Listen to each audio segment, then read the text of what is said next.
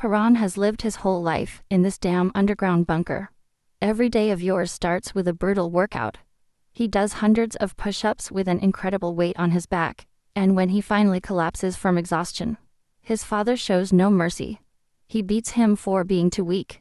In fact, his father beats him for any reason, and for no reason at all, and so it goes on day after day. That's why Paran has only one dream, to get out of this bunker and see the outside world. The only thing he has is an old family photo, which gives him the confidence that his mother loves him.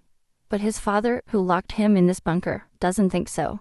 He constantly repeats that she is dead, but our protagonist refuses to believe him, because he is a bastard.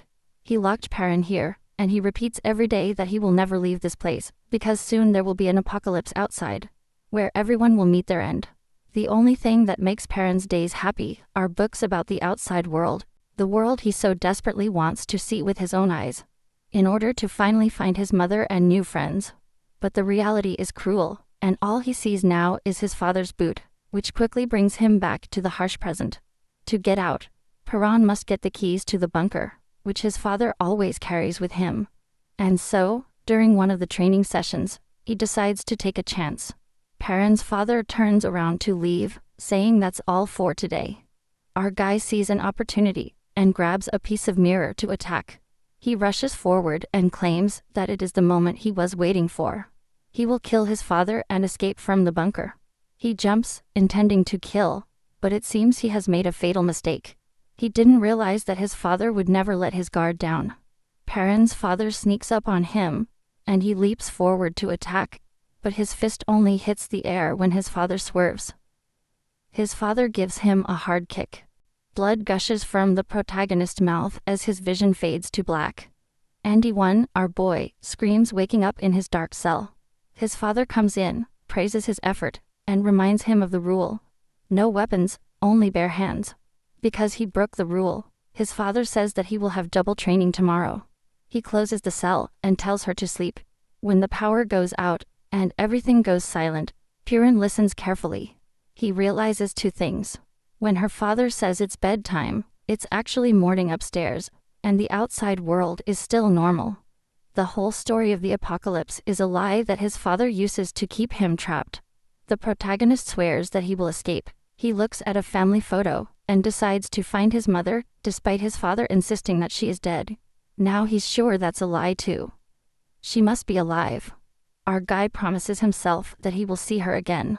Elsewhere, his father answers a phone call, telling the caller not to contact him unless it's a real emergency. After listening for a moment, he ends the call with a cold desire for survival. Back in the cell, Paran is asleep, tied with a rope and screaming to be released. When his father ignores him, he struggles against the ropes, whispering to himself as he feels them begin to give way. Just as he is about to free himself, his father rushes in and orders him to stop. The protagonist tries to mention the double workout, but his father interrupts him, saying that the plans have changed. There will be no more training, only confinement. Our boy asks how he's supposed to prepare for the apocalypse while he's tied up, but his dad tells him to forget it. Thinking about his mother, Paran knows that he will never find her if he gets stuck. He fights harder, finally breaking the ropes. His father demands to know what he's doing, but the protagonist keeps breaking the bonds, even as his father's laughter echoes throughout the room. Suddenly, his father hits him, sending him flying. The man warns him not to move, but our guy strikes back, refusing to obey or surrender no matter the cost. When he is finally freed, the protagonist is determined to see his father lose for once. He notices a glimmer of something else beneath his father's anger, perhaps sadness. Paran wonders why his father looks at him that way. Then his father hits him, and his vision turns black. Paran's father is standing by the blackboard, while the protagonist sits nearby, listening as the man insists that the number one rule for survival is absolutely essential. He continually emphasizes how safe the bunker is, explaining that it has been sealed for 126 years, fully stocked with food, and that leaving is basically a death sentence. Convinced that the apocalypse could strike at any moment, his father believes that the bunker is the only safe place left. When our boy is alone, He mutters under his breath, never to himself, clearly disturbed by his father's constant warnings. He recalls the disturbing moment he woke up after being knocked out, and realized his father was gone, something that had never happened before. Just yesterday, his father's behavior became even stranger, interrupting his usual routine. And now Paran can't shake the feeling that something big is about to happen. He's sure he's right. Suddenly, the metal doors begin to rattle and rattle. Nervous, the protagonist looks around, whispering confused as the echoes fill the bunker, almost as if they are attracting him. When he sees a door that is wide open, he runs towards it, realizing that this is the opportunity he has been waiting for. Running through empty corridors, Paran no longer fears being stopped by his father. He runs past the rattling doors undisturbed, and stops abruptly at the staircase. The excitement builds as our boy climbs quickly, his hands clanking against the steps. Almost praying for sunlight, he pushes the hatch, and when it finally opens, a wave of light forces him to close his eyes tightly. The protagonist comes out slowly, with his feet touching the ground above, and is amazed to see the sun for the first time. When someone approaches, he whispers in disbelief that he has really made it. A man screams, asking why he is on the road, and they stop, surprised, blurts out that he is a real person. Panic sets in. This is not the time to get caught. If his father finds out he's gone, he'll come after him. Determined, our guy runs, desperate to get as far away from the bunker as possible. Barefoot, he runs around the city, elated by the freedom he has only dreamed of. The memory of being trapped in the bunker drives him to move even faster. He wonders how the doors were opened so easily. Was it a mistake? No. His father is too careful for that.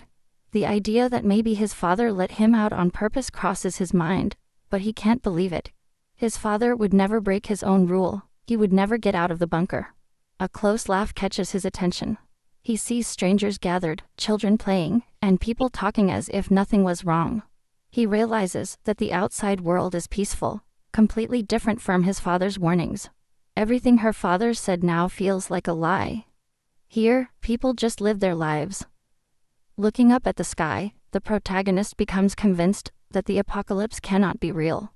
Just then, the laughter turns to restlessness when her father's warning returns. The apocalypse will come without warning. People start looking up, not realizing what's coming. A massive dark sphere appears behind the sun, resembling a burning planet. The crowd stares, confused as Paran's eyes widen. The object envelops the sky. Dark swirls ripple across its surface with sinister tendrils unfolding, almost as if it were alive and growing. The sphere rumbles, panic erupts, and people start pointing as it descends. Some assume it's the moon, others shout questions, but only our guy sees his true nature. He can see the creatures. Suddenly, the light bursts out, revealing a grotesque mouth full of jagged teeth. The protagonist stands frozen as the monsters emerge from the darkness, masses of limbs and angry eyes descending towards the earth. The swarm spirals, tearing the sky. Now the vortex is hovering over the city, and all she can hear is her father's voice. Never leave the bunker. That rule was meant to keep them safe, unless the monsters find the bunker by accident. As the clays burst into the streets, his father's warning echoes, and Paran remembers the blackboard. The 1-1 rule is crossed out. The system is blinking. Remote command. All the locks are opened. Monsters roar and flood the streets while people freeze in terror. The swarm blocks the sun, with creatures piling on top of each other. On the ground, chaos erupts as the crowd flees in panic. Suddenly, the silence is broken. The clays are thrown, grabbing a man whose screams resonate as he is dragged away. His glasses are shattered, and his body is shattered. His head rolls on the pavement as people panic, pushing and screaming. In the midst of the chaos, someone desperately asks what that thing is while another screams for everyone to run. People are trampling on each other trying to escape. In the middle of it all, a man wearing headphones walks forward, seemingly oblivious to the chaos. The guy with the headphones stops, noticing the movement upstairs just as a monstrous mass crashes, shaking the street. A burly beast, crackling with energy, rises, every step sending shock waves. Another winged creature lands with a thunderous crash, spinning as more monsters approach, crushing anyone who falls. People are screaming for help. Someone begs for the police, but another screams that the phones are already turned off. Panic is everywhere as the protagonist finds himself in the midst of destruction, his father's grim warning echoing. When the apocalypse comes, the world will drown in blood, screams and ashes. Bodies are strewn across the ruined square as our boy looks on in shock. A giant dark vortex looms over the city. A timestamp flashes from 1. People scream as the devastation continues. From 1 becomes from 0. The apocalypse is not coming. He's already here. The floor opens up, buildings are collapsing and monsters are flooding the streets. The last words make it clear. The apocalypse was already underway. A spiral of monsters rises over the city as Perrin lands on the road. He realizes that his father was right about the apocalypse. It's real. Raising his head, the protagonist understands that if the warning was true, then losing his mother must also be true. He grits his teeth, accepting that he's gone. Explosions go off, footsteps rumble, and crowds disperse in panic. The swarm of monsters charges through the streets, roaring and sending people fleeing. When the creatures approach, someone grabs Perrin's arm and pushes him away. His father drags him through the chaos as the monsters tear the crowd apart. The man shouts not to stop as the survivors run to safety. A man is knocked down and devoured, but our boy keeps running, turning a corner with the horde at his heels. His father warns about more monsters ahead, pulls him, and they jump over a barrier. The street is full of people trying to escape. Cries for help fill the air as the clays drag people into the mouths of the monsters. They try to move faster, but the clays close up, consuming more as the swarm advances. They come to a bridge where people are stumbling and screaming with monsters crashing behind. The creatures tear everything apart, robbing a man and dragging him away, while Perrin screams that they are about to be caught. His father screams that there is no time. They must run. The bridge is the only way out. The crowd advances as the monsters flood the bridge. The protagonist shouts a warning, but his father does not respond. A monster swoops down, wrapping its limbs around our guy's leg. He struggles as the clay squeeze together, but his father crushes them with a stone. The creature shrieks and retreats, but Perrin is now wounded, clutching his leg as the horde approaches. He propels himself forward, stumbling, determined to escape. Squeezing between abandoned cars, the protagonist feels that the monsters are gaining ground. He falls, sliding down the pavement, muttering to himself. He urges his father to keep going, admitting that he can't run anymore. Looking up, he tells his father to escape. The memories come back, being trapped, screaming for being ignored. He lowers his head, but his father comes closer, insisting that he must get up. Our boy protests by asking why he should keep running, convinced that there is no way out. His father insists that he knows Perrin can do it. Shaking his head, the protagonist hesitates, but his father grabs his hand and lifts him up. He tells her to run. Perrin protests, wanting to know the plan, but his father puts something in his hand and urges him to leave. There's no time, he has to leave the bridge. The boy nods and walks away, snaking between the cars. Looking back, he sees the bridge closing, the cables breaking, and the entire structure collapsing into the abyss, swallowed by dust and debris. She stops at the edge, whispering and calling to her father. The protagonist stands there, staring at the shattered city, unable to find the words to process what has just happened. Looking at her pendant, a memory resurfaces. His father once told him that he could survive, that he knew how. Now Perrin wonders if this was all part of the plan from the beginning. He quietly wonders why, questioning the moment, and realizing that he has really come this far. Unsure about what to do next, our guy remembers dreaming of sunshine and freedom while trapped in the bunker. But now that the light is shining in his hand, he feels more empty than ever. A memory of his mother's face flashes in his mind as he whispers why again, desperate to get answers from his father. As to why things had to go so far, he asks what his next move should be, shouting at the chaos around him. Suddenly, he remembers that something was handed to him, a piece of paper.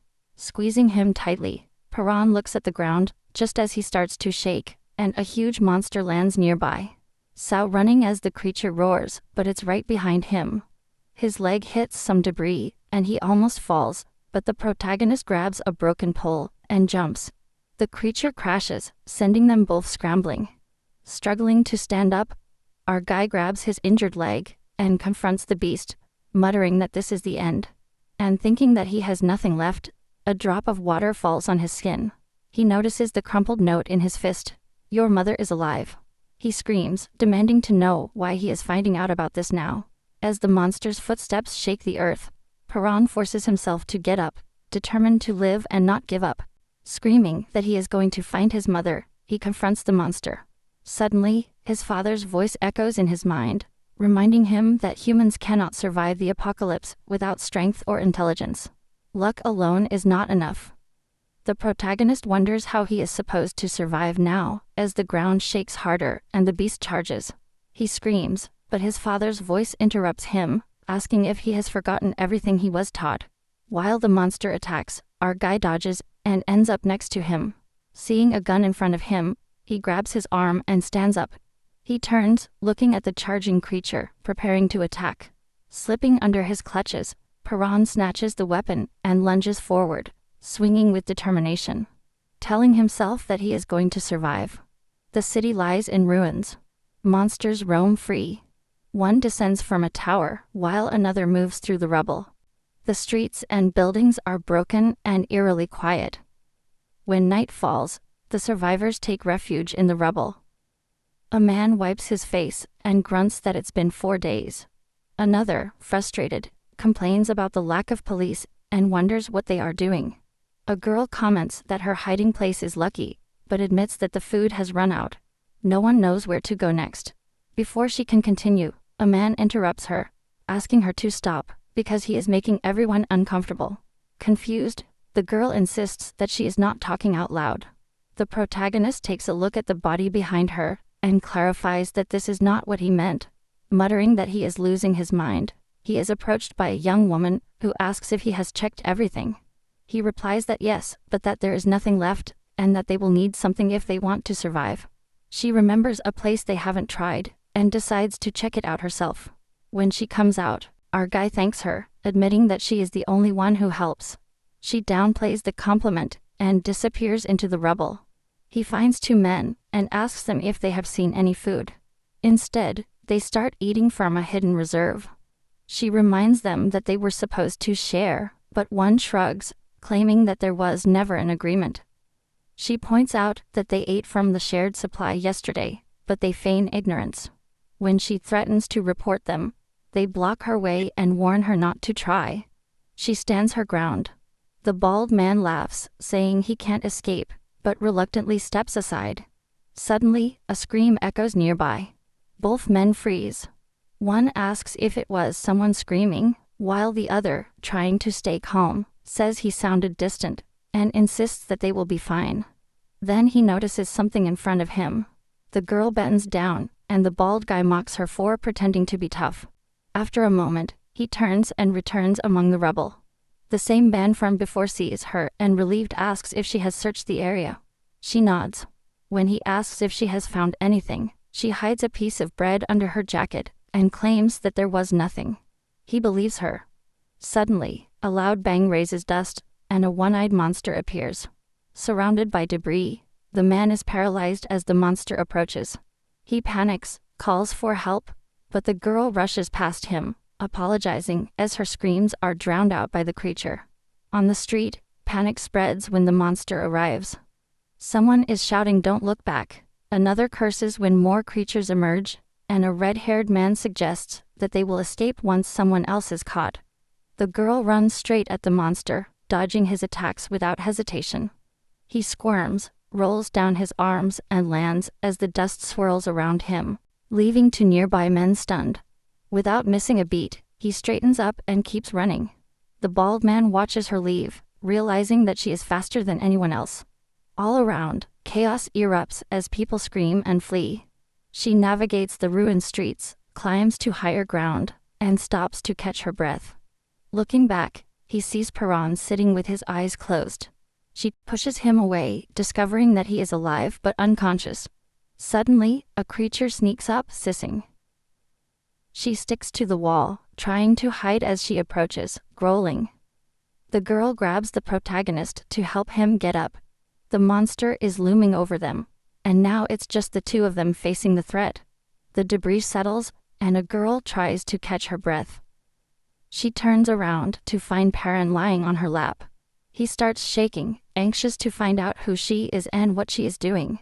She stutters as the protagonist silently vows never to let his guard down again. She tries to explain that she only covered it up to prevent the monsters from seeing it. But her words are drowned out by her father's warnings about people who only use others and throw them away. Our guy reminds himself not to trust anyone, even when his stomach growls, since he hasn't eaten since he got out of the bunker. Weak and barely able to stand, he asks for food. She claims that she has nothing, but a piece of bread slips out of her pocket, catching her attention. She tries to downplay it, but Paran calls her a liar and considers taking it. At the end, she breaks the bread in half and gives him a piece. He hesitates, unsure why she would share, and she tells him that she now owes him 5 times as much food in return. He agrees. After eating, the protagonist gets up to leave, but she chases him, warning him that there are still monsters nearby. He stops when he realizes that she knows the area well, and she admits that she has lived there all her life. Our guy studies her, weighing whether to trust her, but she insists that she knows the place. He asks if she can take him to the subway station. She sighs, agrees to show him, but regrets that she gave up her bread. Curious, she asks why he is so determined to get to the subway. Paran explains that it is safe, there is food, possible escape routes, and, most importantly, it is underground, which makes it difficult for the monsters to find people. Soon he stops and tells her that they have arrived. He hesitates, but she assures him that it is the entrance. An older man appears, confirming that it is the right place, and inviting them to follow him. He takes them down some hidden stairs to the subway, which is full of survivors. The old man remembers the previous attack of the monster, forcing everyone to take shelter, and points out how the protagonist found the place by chance. He explains that people only come up to the surface for medicines, and these two are the first newcomers in a while. Paran surveys the crowd, worried that more people might mean more trouble, but he feels that everyone here seems to be trustworthy. He finally relaxes. The old man introduces himself as Bayan Wang, a doctor, and explains that he met them while looking for medicines. He asks for their names, and the girl takes a step forward, introducing herself as Aru, a student from Gazian High School. Bayan recognizes her uniform and mentions that her hospital was across the street, but Aru seems confused and insists that there was never a hospital there. Noticing the difficult state of our guy, Bayan asks for his name. The protagonist hesitates, thinking about his diary, and admits that he does not have one. Bayan nods, telling him to share it when he's ready. Suddenly, a red-haired boy rushes in, reporting that someone's condition has worsened, and Bayan rushes to go. Although he had already tried to treat the wound, it has deteriorated, and now requires emergency surgery. Bayan prepares his tools, while Paran remembers stories about dishonest doctors who only help for payment, and wonders what Bayan's motives are, while others question if money even matters anymore. Bayan remains serene, insisting that surgery is his job, and that he never loses a patient. The operation begins, assuring everyone that things will be fine. When the procedure is over, the patient hugs Bayan in gratitude, but our guy keeps watching, unsure if he should trust him. As Byung tells the patient to rest, a badge falls off, revealing that Byung Hwang is actually a veterinarian. Get your tools ready, and warn that the next part will be painful. When the patient panics and begs to be untied, Byung refuses, explaining that any move could be fatal. The patient protests about Billion's veterinary background, but Billion insists that humans are animals too, so the treatment is applied. The patient continues to struggle, and Billion suggests anesthesia, but the red-haired girl explains that it is impossible to find right now. Billion pulls out a brick, mutters that it will have to be enough, and knocks the patient unconscious. While Aru and the protagonist remain silent, Perrin is holding a photo of his father, and a note suggesting his mother might be alive. Although he feels hopeless to find her, the photo catches his attention. The flowers in the background are unknown. He's never seen anything like it. After studying them, the protagonist suspects that these flowers can only grow in certain places. If that's the case, the photo could be a clue as to her mother's location. He decides that he needs the help of someone who knows about plants. Meanwhile, a group gathers in a bunker. A subordinate announces that everyone has arrived, and the captain declares that something new is about to start. He warns that any resistance will be crushed if necessary. When a man demands answers, the captain simply stares at him. He claims that he can see in people their secrets and fears just by looking into their eyes. Noticing fear in the angry man, the captain points it out. The man begs for space, but the captain beats him up, saying that fear always arises around him. The captain says this is what he likes to see and demands more. He orders the man to show his true self, but the man begs him to stop. A subordinate interrupts to report that an old man, a girl, a boy, and a wounded man are missing. The captain decides to take care of it himself, then orders the angry man to be tied up and left outside, ignoring his protests. Exhausted from days of vigilantism against monsters, our guy dreams that he is being dragged into the deepest, and wakes up abruptly to find strangers surrounding him, demanding that he tell who he is. A blonde man gives him 2 minutes to prove his worth, or he will be expelled, mocking him, and saying that running will not help him. While Perrin is standing, the captain reconsiders his previous judgment about the protagonist's curiosity. The blonde man asks how he plans to defend against them, but he returns the question. The captain smiles, urging our boy to reveal what is behind his eyes. The blonde man tells him that he should have run, but Perrin says that he only needs 2 seconds to knock him down. The blonde man pulls out a sword, while the protagonist searches for his lost photo. The man teases him with the photo, saying that he did not find anything else of value. Our guy threatens to kill him if the photo is damaged. The captain takes it and threatens to break it while they beat Perrin, and ask him why a piece of paper matters so much. The captain announces that the protagonist will not be expelled. He saw something different in his eyes, a deeper darkness, so he orders the man to keep an eye on him, and to never lose sight of the photo. The man admits that Pora does not fidget, but holding the photo seems to keep our guy impotent. Aru checks to see if the protagonist is okay, but he lashes out, pushing her away. She asks why he takes it out on her, saying he just wanted to help. He insists he doesn't need help, and tells her to stay away. She shouts his name, Aru, telling him to remember it, but he rejects her. Bayan asks Aru what's wrong with him. She says that Perrin is impossible, and Bayan agrees that something is wrong. Our boy remembers his father's warning to never rely on help. Seeing the man with his photo, he considers snatching it from him, but decides not to risk the only thing he has left of the bunker. Wait for a better opportunity. The captain gathers everyone and gives them 2 options: follow him or be expelled. Using the bound man as an example of what happens to those who refuse, he explains that the captive tried to cause trouble and is being expelled, warning that his word is law. For most, taking their side seems like the only way to survive. Billion, however, says he is too old to comply. If he follows the captain, he will let his patients down, so he chooses to remain independent. The captain presses Aru to decide, but she points out that she is not the only one who refuses. Perrin, Aru, Bayan, and a few others join in, openly defying the captain. A red-haired girl wakes up all of a sudden, grumpy and screaming, because no one bothered to wake her up. He curses, insisting he never wanted to be here anyway. As panic spreads, he claims that they are all condemned, marked, and about to be tortured.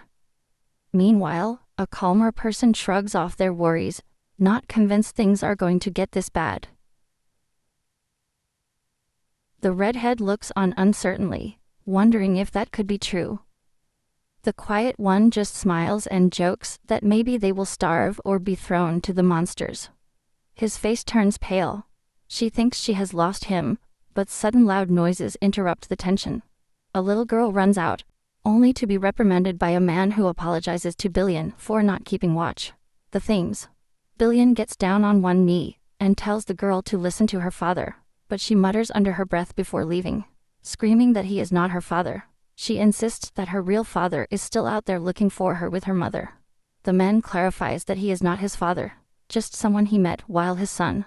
She explains that after she was separated from her parents, she decided to take care of her until they could be reunited. When another boy intervenes, one man sets the rules. No one can leave the room by the captain's order, and anyone who disobeys will be punished no matter who they are. Someone else adds that being a child will not give him any indulgence. Meanwhile, the boy looks around trying to locate the man who took the photo. Elsewhere, it's time for lunch. The guards hand out food, stating that it is strictly 1 meal per person. The redhead protests, complaining that their portions are much smaller than everyone else's. The guard repeats that it is the captain's order and insists that they don't need much since they are trapped inside. The girl's hands tremble with anger, and someone nearby tenses up, feeling trouble. Simeon mentions that he has not seen little combs of chicken. The whispers spread. Everyone knows that Chicken Comb is the captain's right-hand man, famous for breaking the rules, wandering wherever he please, and scaring people with his strength. He's the guy who smiles while hitting someone. Chicken Comb goes by just as the girl stumbles and melts. Rama has food on his vest. He gives her a dark smile, warns that bothering him leads to regret, and tells her to leave with him. People whisper, convinced that they are capable of hurting a child without hesitation. The girl is shaking as he growls that running is dangerous and orders her to follow him. But it is clear that he is heading towards the group. Someone screams in surprise. Chicken Hair goes to the guard and asks him for a favor to give the girl another meal. The guard hesitates, reminding him of the 1 meal rule, but Chicken Comb hovers over him and demands the guard's own meal. He hands it to the girl. The guard is confused, suspecting that Chicken Comb has something cruel in mind, perhaps planning to force-feed her as punishment. Suddenly, the man who is taking care of the girl bursts in, takes her by the hand, and demands that everyone back off. He insists on knowing what's going on. Chicken Comb looks puzzled, asking what he did wrong, but the man just calls them bullies and leaves with the girl. Chicken Comb pauses, then smiles as they walk away. 2 girls notice that there are more guards around now, and the guy mutters under his breath, debating whether to face the blonde man himself. The blonde girl turns around in silence. Later, the girls sit quietly together. One moves, noticing the boy alone in the dark.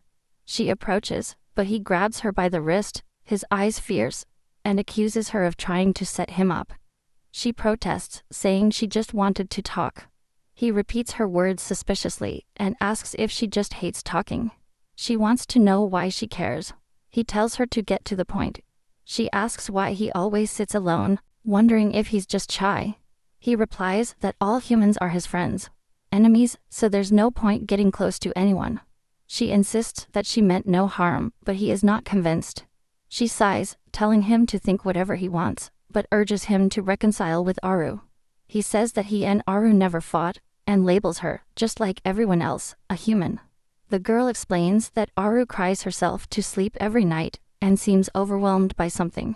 She thinks a friend her age could help her, but the guy dismisses it as pathetic. He argues that sadness is weakness and survival should be the priority. She hesitates, then asks if she has ever lost someone she loved. He says no, claiming it will never happen. He has no one to lose, and nothing to be sad about. She suggests that it sounds lonely, but he insists that it's okay. She tells him that if he ever dies, she will feel sad for him. He rolls his eyes, calling it ridiculous, and promises he won't be sad if she dies. She laughs, coughs, apologizes for talking too much, wishes him good night and leaves. Nearby, the red-haired girl wakes up again, moaning about never being able to fall asleep. Perrin is heading to this underground shelter, and there's a blonde guy stealing his picture. It's basically the only thing that could help him find his mother. Suddenly, shots ring out and the thief starts picking on our guy, saying it's a punishment for trying to escape. But Perrin just looks back at him, without any fear, telling him to leave the photo and just fight.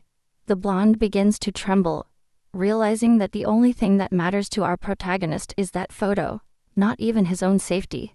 He raves about how Perrin probably needs another beating, clutching the photo like it was gold.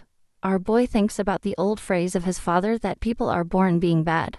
But he also remembers small moments of kindness that he has seen. Then the girl from before runs in looking surprised, while Bayan checks him, insisting that he has to clean his wounds. Perrin doesn't like to be cured, but he takes something of food that she saved for him. Just as he's about to thank her, she starts coughing really hard. Diane says he needs medicine, but they ran out. She warns that things will get worse without her, but she stubbornly refuses to let anyone take a risk for her, even when the cough shakes her. Our protagonist gets anxious and asks what happens if there is no medicine. Billion doesn't respond right away, but before he can, thugs show up. Meanwhile, the one with the photo complains that the captain wants him to show it, wishing he could kill Perrin and be done with it. Then they order Willem to help some strangers immediately. He refuses, saying that he has someone critical to take care of, and the bully begins to question which side he is on. The girl, weak as she is, says that she will go up for medicine herself, but Willem does not let her, warning that she would not make it. He steps up and says he will go with her, but then the bully just stabs her, making a twisted joke about how easy it could have been to help. Everyone is in shock as she collapses, blood spreading on the floor. Perrin feels that his life is escaping him, and then an energy stranger begins to glow from his wound, making him recoil. She can't help but think about how fragile people are as she sees that glow pulsing, and her life fading away. Her hands are shaking as she reaches out to him, and manages to whisper, reminding him of the time he said he wouldn't care if she died. Then his hand just falls completely still. The thug cleans his knife as Bam yells at him, calling him a monster for killing without blinking. The killer simply shrugs his shoulders, claiming that he saved Bam by avoiding being forced to the surface. He adds that they cannot lose a doctor just because of a woman who is dying. Perrin just stands there while the bully taunts him, asking if he is afraid now.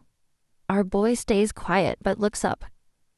The thug waves his bloody knife, and that's when he realizes he doesn't have the photo anymore.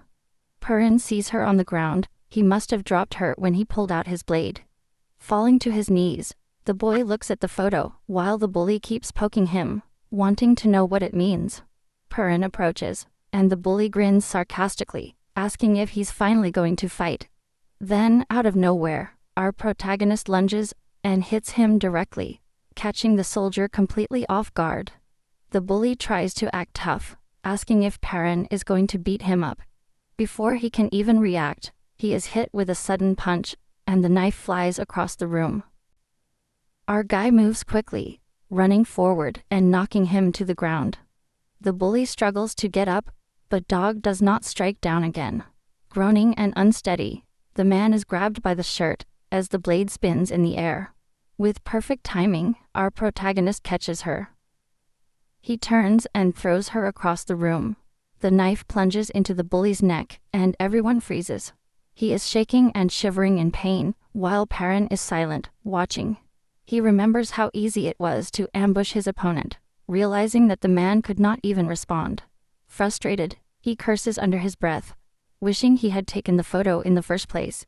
Muttering, he admits that things would have turned out differently if he had acted sooner. His heart is racing, dark energy swirling around him.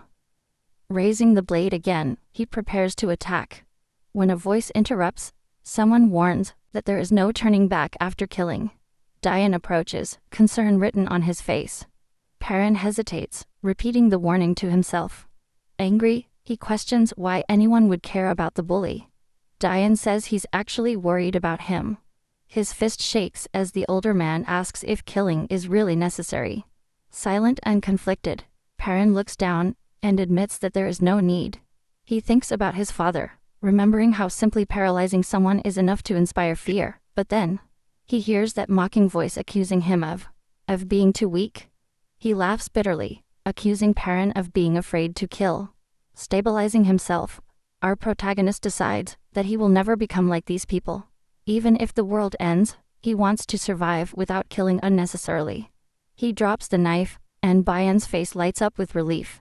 Turning around, Perrin insists that it is not because of Bayan, but because he refuses to sink to that level. He admits that there is no real reason to kill, thinking about his missing mother. Whether she is alive or not, he realizes that she would not have wanted this. He gets ready and takes a step back. Sensing an opportunity, the bully charges, thinking he has a chance now that the blade is gone. Perrin reacts instantly, turning and striking with a quick series of punches, knocking him down. While standing over the beaten man, another survivor picks up the photo. Perrin asks sharply what he is doing. The man mutters that it must be important, then awkwardly cleans it up and tells her to keep it safe. More people gather around a covered body. Billion realizes that Aru and the girl are missing. The babysitter remembers that they went to the bathroom and says that they are lucky that they did not see the chaos. One survivor points out that Perrin held back when the fight could have ended, but our guy shrugs and says that something of his was taken hostage. The man teases by calling it waste paper, but Perrin's gaze hardens as he insists that it matters. The room falls silent as he poses a question. Holding the photo, he explains that he wants to know where the flower in the photo grows. People look at her, but she admits they've never seen her before. The red-haired girl asks if he knows where the photo was taken, and he says that's why he's asking. The babysitter comments that it would be easier if the internet still worked, but now all they have is that one clue. Bayan asks why it matters, and Perrin bluntly says that he plans to go there.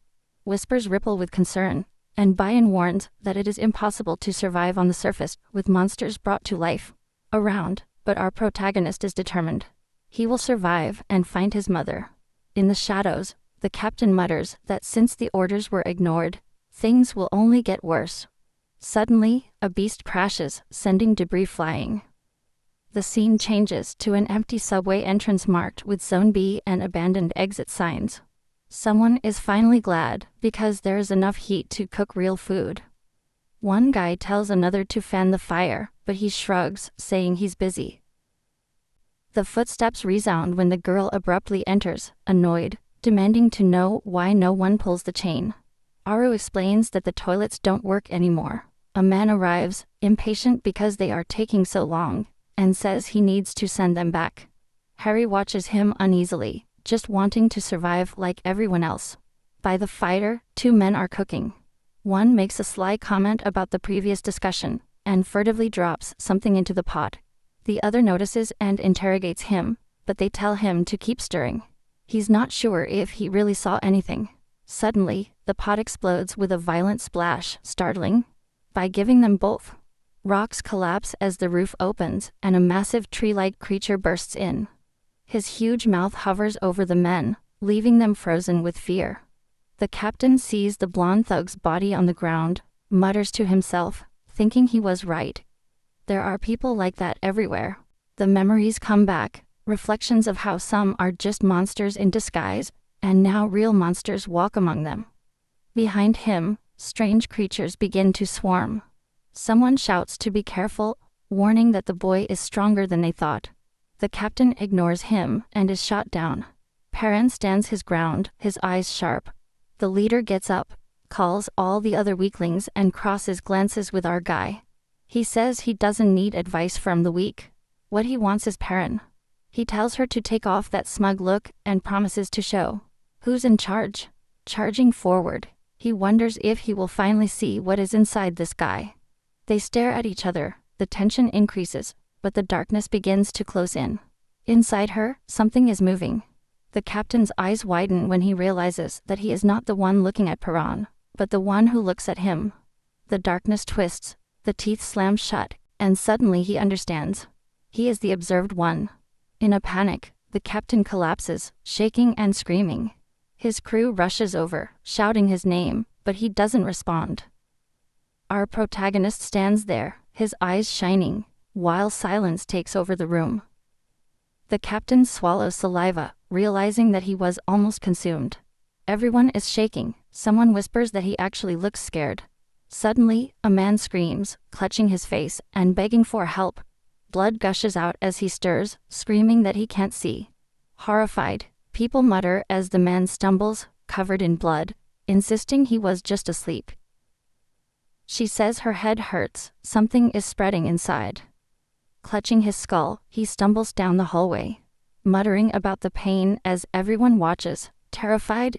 and wonders if he's turning into a monster. He scratches his head until something comes out. He screams as black clays break free, twisting his body. His glasses shatter, his head shakes, and the survivors scream as the tentacles lash out, stabbing people. The captain grabs him, pulls him away, and runs the creature through with brute force. The monster crashes backwards, limbs flying. He keeps pounding, crushing him, until he finally stops moving, shaking on the ground. Everyone is stunned. Someone whispers that the captain just killed a monster. He demands to know where it came from. The survivors cheer, calling him a hero, while one man insists he always believed in him. Paran only observes calmly and intensely. The captain sweats staring. Nearby, a woman smiles and says she's alive, just as a heavy metal hatch bursts open. The hatch opens wider, attracting everyone's attention as they look at the dark passage below. From the shadows, another grotesque creature crawls, crawling on the ground, and freezing everyone with fear. He gets up, towering over them with twisted limbs and glowing eyes, leaving the survivors paralyzed with terror. The hatch slams open, and everyone gathers downstairs. Life in the bunker had been quiet for a while, so people almost forgot what fear felt like. But when a person quietly steps back, the tension thickens. The memories come up, bloody survivors, scenes that no one dares to remember. Everyone wishes they could forget the monsters tearing apart soldiers, but those images stay recorded. Now a grotesque beast with a single huge eye and jagged teeth is making its way in, reminding them why forgetting was never an option. The creature comes stomping in and panic erupts, screams, pushing, bodies crushed in the stampede. The captain yells at everyone to defend themselves, his voice cutting through the chaos. The faces turn, torn between running away and standing firm. Grabbing an axe, he declares that this time will be different. There's only one monster, so if you stick together, you can win. Some people remember that he once defeated one of these things, and they start to agree. Anyway, there's nowhere to run. A meeting is created. For the first time since it all started, they gather their courage and ask what to do next. But then blood drips from the captain's nose. His expression remains empty. The crowd moves uncomfortably as someone tries to catch up to him. He staggers forward. Then black tendrils break free from his mouth and chest, twisting his body before his eyes. The gasps spread. People remember that he supposedly killed the monster earlier, but a woman screams the truth. He's regenerating. The horror sets in. These things don't die. Now dominated by tendrils, the captain shatters walls, destruction explodes outward. Debris rains down, blood splatters, people are torn apart. A girl screams when a beast grabs her, crushing others in mid-scream. The creature lifts the victims, squeezing until the blood drips. The bodies are piled up in a frightful mound. The corridor turns into a slaughterhouse. Someone is begging for help. Another shouts that it's the end, convinced that the monsters will flood in any second. The Oma grabs the babysitter, who panics because the girl is still outside. She warns that if the monsters got through the station, she is probably gone. The realization crushes him. He collapses, reaching out in desperation, as another survivor turns and walks away. Through the chaos, Paran runs down the hallway, eyes blazing. Bayanwan screams, while the others hesitate, some frozen, others chasing him. Our boy is moving on. At the door, the survivors see Bayan raise a hand to stop him. Paran takes a step forward, his gaze sharp and bright. He raises his hand and points straight ahead. The silence falls like a weight on the room. Inside, a body lies in a pool of blood, near the sliding doors, while 3 children huddle together in the room. One of them is shaking, whispering how scared she is. Aru presses a finger to his lips, urging everyone to stay quiet, and warning that any noise will get them caught. The youngest sobs, terrified. Aru apologizes quietly, admitting that he can't protect anyone right now.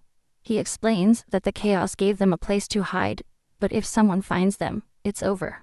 The little one grabs her by the sleeve, and for a moment, Aru looks surprised, but then she meets Paran's eyes, lets the girl hold on, and gently tells her to stay close. Nearby, a wounded man looks at the corpse, terrified, asking what they should do. Aru says they have to run. He panics, insisting there's nowhere to go, but she stutters that surviving is all that matters. Gathering her resolve, Aru says they can't just sit back and wait to die. She is determined to achieve it. Seeing that resolution, Men mutters, "He must have a strong reason to live." Suddenly, everyone freezes over when a monster with a bright red eye appears at the door. He panics, screaming for them to run, as the blonde holds on tight as the beast advances. The man lunges forward, crashing into the creature and clinging on, telling the others to escape, as he has nothing left to live for. But he wants them to survive. Aru grabs the girl and runs, her scream echoing as the man continues to struggle, urging them not to forget his sacrifice. Out of nowhere, flames erupt as more survivors rush in, stabbing and mauling another monster. The blonde stops in shock, as a woman plunges her knife again and again into the creature, but it begins to rebuild itself. Someone screams that he is regenerating.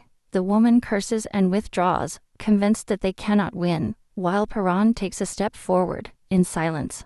Others panic, demanding to know what he is doing, warning that fighting only kills people. Despite them, our guy carries. The woman realizes that he actually intends to fight, thinking that he must have a death wish, since not even the captain could beat one. The monster screams and lunges, but Paran reaches down, grabs him and pulls hard. Bones break, he flips forward, jumps high, and lands crouched down. Everyone looks on in disbelief as he goes through the monster clays with his bare hands.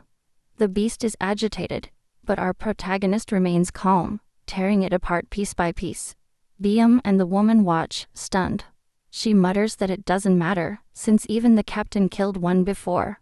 But more horrors crawl from the shadows, roaring.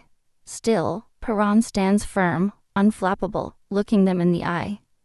As they charge, he lunges forward, and hits a giant one in the mouth with devastating force. Another one pounces, but he jumps, hits down, grabs him and destroys him. Clays are broken and scattered under his blows. Bayan and the woman are sure he's finished, but Paran emerges intact, surrounded by twisted limbs. Bayan mutters in amazement that the guy is still alive, and the woman can't even talk. Despite the fact that the monsters regenerate over and over again, everyone watches while our guy maintains his position. He takes a deep breath, echoing his father's words. Every living being has a source that gives it life. A bright flower flashes in his memory, and his father's voice repeats, "Destroy the fountain. Once you find it, destroy it." Paran runs through the horde, searching with his eyes. He pounces on one, opens it, and there it is, a bright seed inside, the true source. Getting up the courage, he sticks his gun straight in.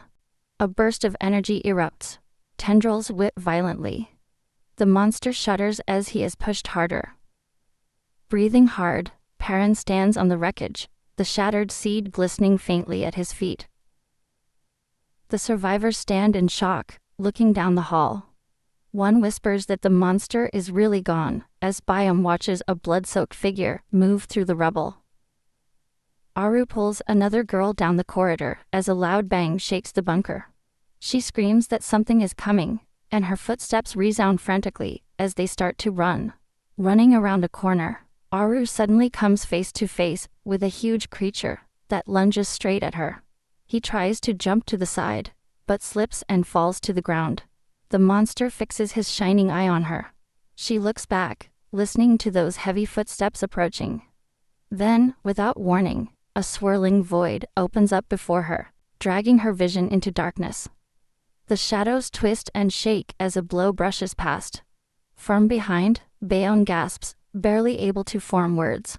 Aru stumbles and returns to the group, alive, intact. Relief floods the room, but she stands there shaking, muttering in shock. Then someone screams about the missing girl. Aru jumps up, letting go too much, and in doing so, accidentally reveals where Pyron is. The group breaks down in tears, the nanny sobs, desperate to know if the girl is safe.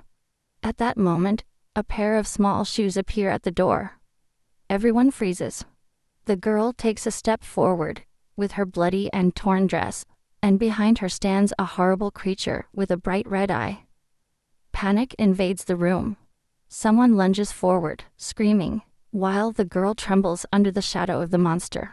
Before he can attack, Chicken Calm suddenly appears. He pulls Perrin away, confronts the beast and warns him that, let him back off or he'll go for his eyes. The creature stops, then slowly retreats as the enforcer orders it to stay put. He is not sure if he left out of fear, so he sharpens his ear by listening for movement. Dio explains to me that they are only safe because of what is happening outside. There he went. Outside, our boy crashes a monster to the ground, muttering that there are already two, but they are getting closer. Another one lunges, hitting hard, and he gets ready. 3 more are circling around. Perrin thinks that if there weren't so many, he could clean up the area and make it safe, but now survival is all he can pretend. With nowhere to hide, he knows that a single mistake could end him, and even worse, more creatures could appear at any second. Exhausted, our protagonist considers fleeing to find another refuge, but the thought comes to him. If he leaves, everyone inside will die. She wonders why that should matter, but then she remembers the girl who was stabbed, and her last words. Distracted, let your guard down. A monster cuts him down, blood splatters as he collapses. Clutching his wound, he looks up when a shadow hovers over him. Chicken Calm is there. The fighter tells him that the others have explained everything to him, and that he knows that Pirate can kill these creatures. He asks how he can help. The babysitter snatches up her shield, ready to pounce as the girl watches in silence. Perrin mutters to himself, without being. Be still sure why these people insist on helping you.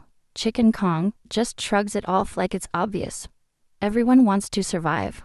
The nanny adds that if our guy goes down, neither of them will have a chance, so backing him up is the only option.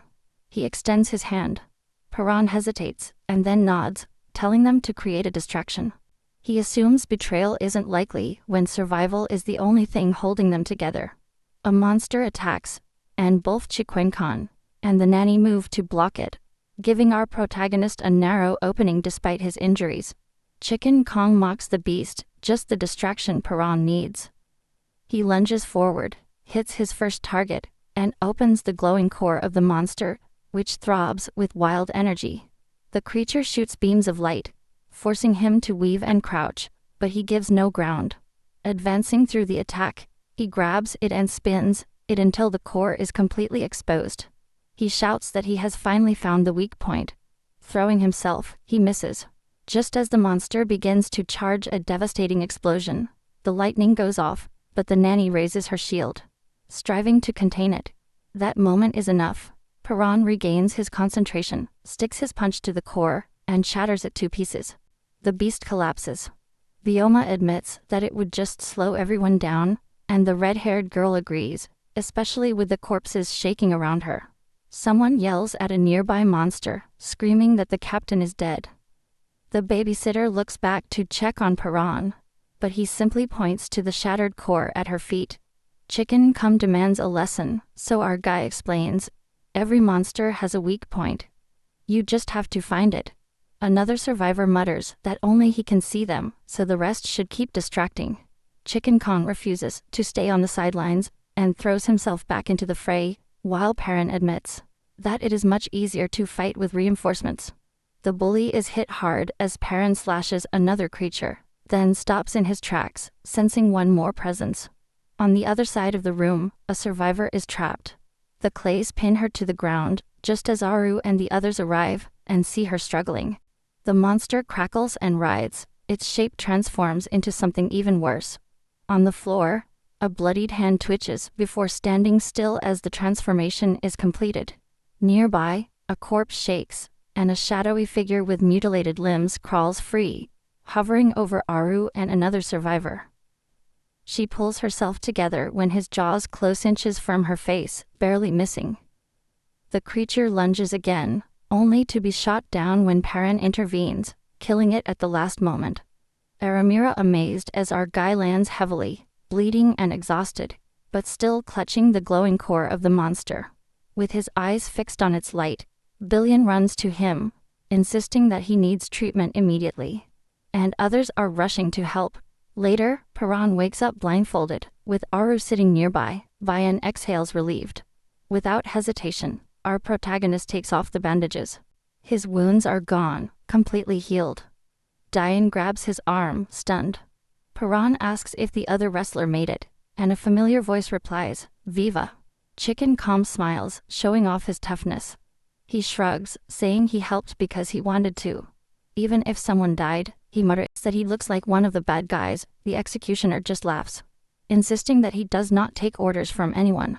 Aru yawns as another voice comments on how shady he looks, but Chicken Kong just smiles, saying that appearances don't matter.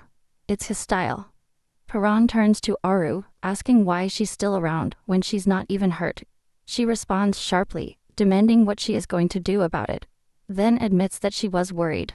Bayan interrupts, reminding him that Parankaru stayed behind to help with his injuries. She screams that she only did it because Bayan needed her. Then Chicken Kong intervenes, saying that he remembers her from before, and surprisingly praises her speed during the fight. He describes how he dodged the monsters, as if nothing were happening, moving like the wind. Aru stiffens, clearly disturbed, and turns around as he approaches. Paran watches her walk away in silence, remembering the stabbed woman's words, that she should at least try to make peace. Our guy shouts her name, asks if that's it, and without turning around, she gently confirms. Later, during a meeting, a man with glasses addresses the group. There are only 12 survivors left out of 43. He corrects himself, saying that's about 78% lost. He explains that many bodies were found gray and wrinkled like mummies. A woman says that the monsters drained them, then wonders aloud if there is some kind of government experiment. She mentions rumors, while others insist that they fell from the sky. Someone launches aliens, but another silences them, reminding them that bigger problems remain. All eyes are on Paran. They demand to know how he fights like that, how he knew how to kill the monsters. With Aru watching, our boy responds simply, he's been training and preparing for the apocalypse since the day he was born. Paran holds up the photo, saying it's the only thing he got out of the bunker, but the woman is still skeptical. She thinks he might be lying, and demands more proof, doubting his story about living underground, and knowing the apocalypse was coming. For her, one photo is not enough. Still, he admits that he is a skilled fighter, and the others begin to lean to believe in his strength. Suddenly, a survivor pounces on him, but our guy effortlessly dodges. The attacker panics, apologizes, and quickly states that he now believes the bunker's story. Diane intervenes, saying that he is convinced as well, especially after treating all of Paran's scars. Thinking about everything the boy has endured, Bayan points out that no one his age could have survived this long. That piques Aru's curiosity, so he asks about the scars. Paran explains that he earned them every time he tried to escape from the bunker, calling the evidence that he never gave up. He says he doesn't see them as painful memories. Another man asks why he didn't warn people about the apocalypse. Our protagonist remembers something his father once said, admitting that he believed that his father never planned to warn anyone. He confesses that he doesn't exactly trust people, but adds that the group has helped him. And now he's starting to question whether all humans are as bad as his father claimed. A survivor tells him that it's important because he's the only one who knows how to kill the monsters. Chicken Kong suggests that finding their mother could help them understand the creatures. Another warns that they have survived only thanks to luck and the blocked entrance that hides them, saying that the collapsed road is their only shield. If the monsters break in, they're finished. The only way out is to sneak through a single hole in the rubble. Despite the warnings, they head to the warehouse, but find it buried under the rubble. The panic spreads as that was their food supply. A cold voice interrupts, saying that it is no longer food storage. Bayan says they need a team to look for food, and asks for volunteers. Chicken Kong immediately raises his hand, saying that he needs fresh air, but someone points out that he is still injured. He insists that he can go, but Bayan refuses, saying that he has to recover. Others add that climbing is a suicide. Even a hooded figure agrees. Bayan looks worried. There's only enough food for a week. Purin takes a step forward, calm and firm, saying that he will go. Bayan is grateful, but our guy says he wanted to go anyway. He hopes to find other survivors, someone who recognizes the photo, or maybe even a more secure base. 2 more survivors volunteer, including a girl their age. She admits that Perrin risked his life for everyone, while she would have simply run away. When someone calls Aru, she doesn't answer, clearly bewildered. Perrin notices his hesitation and asks what's wrong with him. The room becomes uncomfortable. Instead, people wonder out loud if he really plans to go out shirtless. A woman hands him one that she sewed while he was sleeping. He asks about her, and she explains that she used to be a designer. With lines of people waiting for her clothes when society still existed, Perrin remembers reading about people wearing different styles, and how he used to ask his father why he always gave him the same outfit. He always wanted something new. His father laughed and said that he was also wearing the same thing. Our protagonist admits that his dream was to try new clothes on the floor. He sincerely thanks her. Just then, Aru finally speaks up, saying she wants to ask him something while he puts on his pants.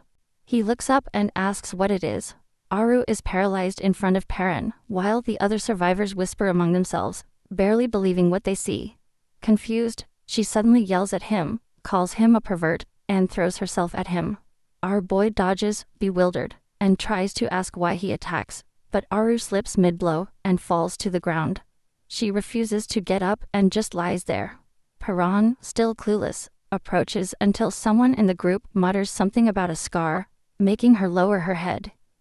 He tells her to get up, but Aru responds sharply, demanding that she put on clothes first. He sighs, accepts, gets dressed, and then wonders aloud how the monsters appeared. Survivors speculate that the fire may have attracted them, noticing traces of cooking. The red-haired girl excitedly snatches a lighter, but Perrin quickly notices that the fire attracts monsters. She freezes. Panic spreads as the group realizes what that means. Aru stares at the lighter until the girl nervously hands it to her, and she squeezes it hard, backing away. A guy suddenly recognizes Aru, calling her the Gazong High School track star, saying that he saw her scar right away.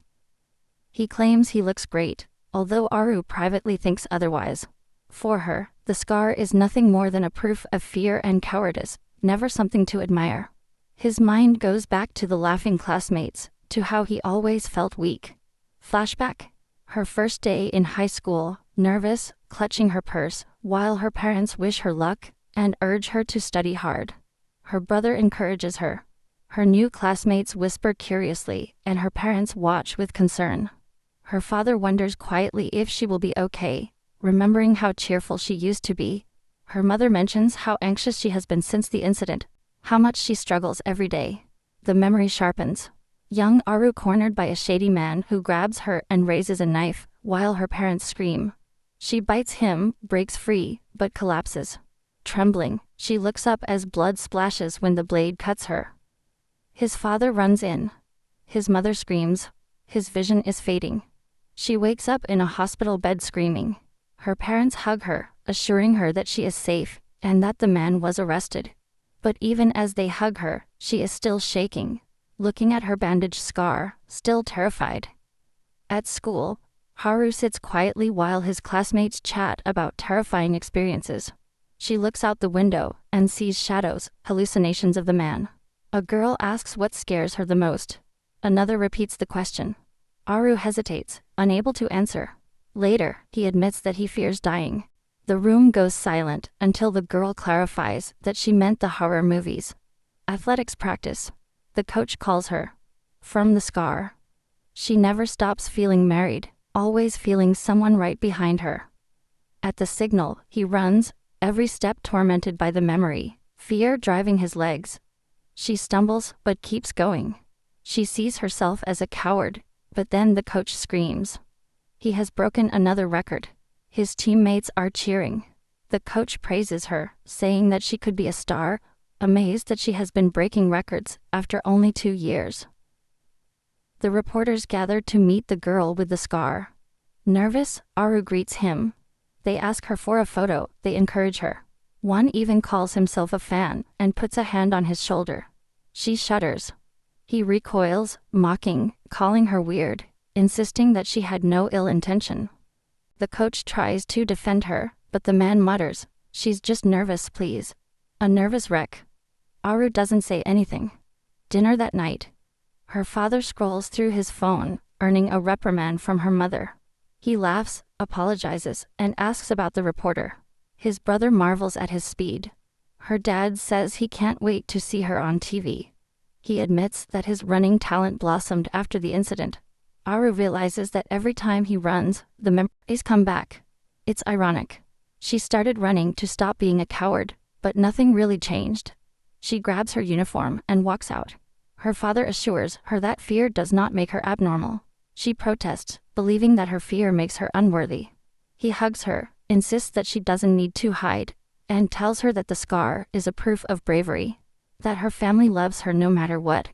Aru cries, remembering how much the coward label hurt, how she desperately tried to change, not realizing what really mattered.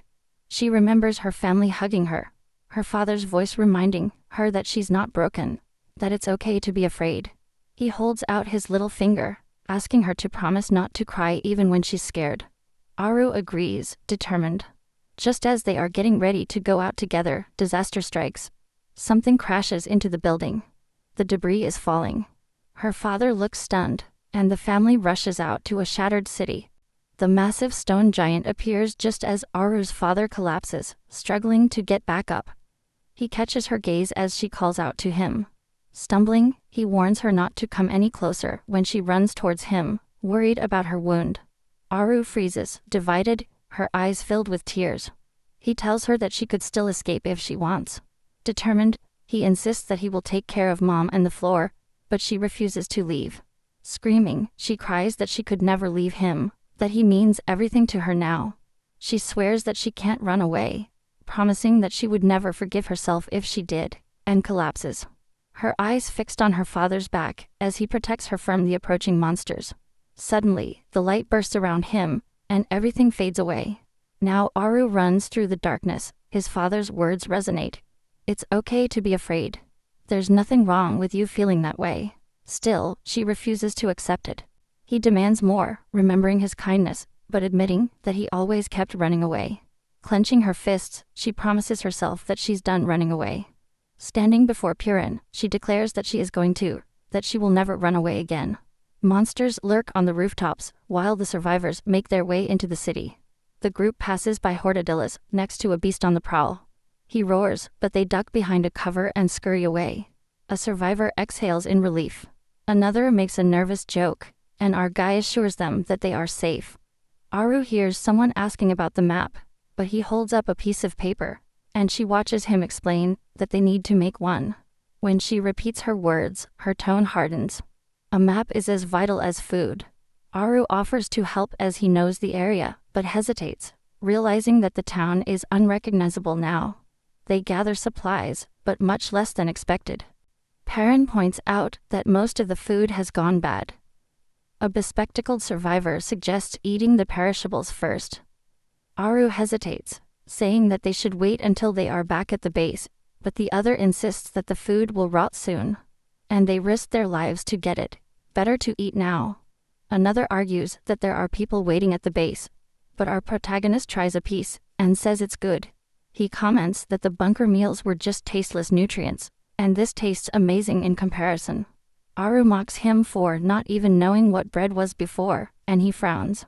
He gives her some food, reminding her of their previous treatment, saying that they are now at peace. Perrin warns everyone that they must stay hidden or risk being forced to fight. He can deal with monsters, but the noise will attract a horde. Silence is survival. Suddenly, he stops when a creature falls between the towers above. His voice is getting sharper. They must not allow the monsters to discover them. Purin warns everyone not to let the monsters notice. Aru and the others freeze. He tells them that if they are discovered, their only chance is to separate and run. Grabbing Aru's shoulder, our boy assures him that the creature has not noticed them yet. Someone whispers a question, but before getting an answer, Perrin throws a can and the metallic rumble resounds.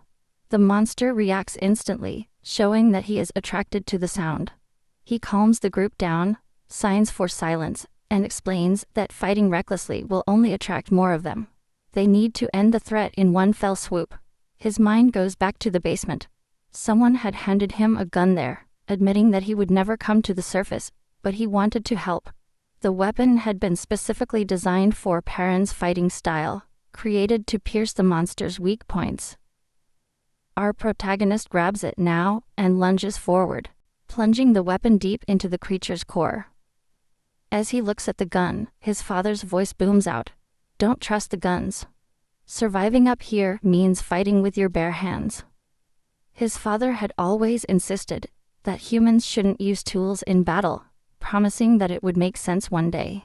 Perrin does not hesitate. How could anyone face monsters like this with bare hands? He realizes that his father never mentioned the monsters in the bunker, perhaps because he thought that his son would not believe him. Perrin admits that he never believed in the apocalypse until now. The memories come back, endless exercises in the bunker, training for monster attacks. If his father never wanted him to leave, why prepare him so rigorously? Maybe I didn't intend to trap him forever. She remembers one truth. Her father never lied except about Mom's death. Could all that training have been for a day like this? His thoughts go back to when it all started, the first day of the apocalypse. He remembers the discarded locks, his father opening every door. If he hadn't escaped then, the monsters would have torn him apart. Now he wonders why the monsters had attacked his bunker, and how his father had known what was coming.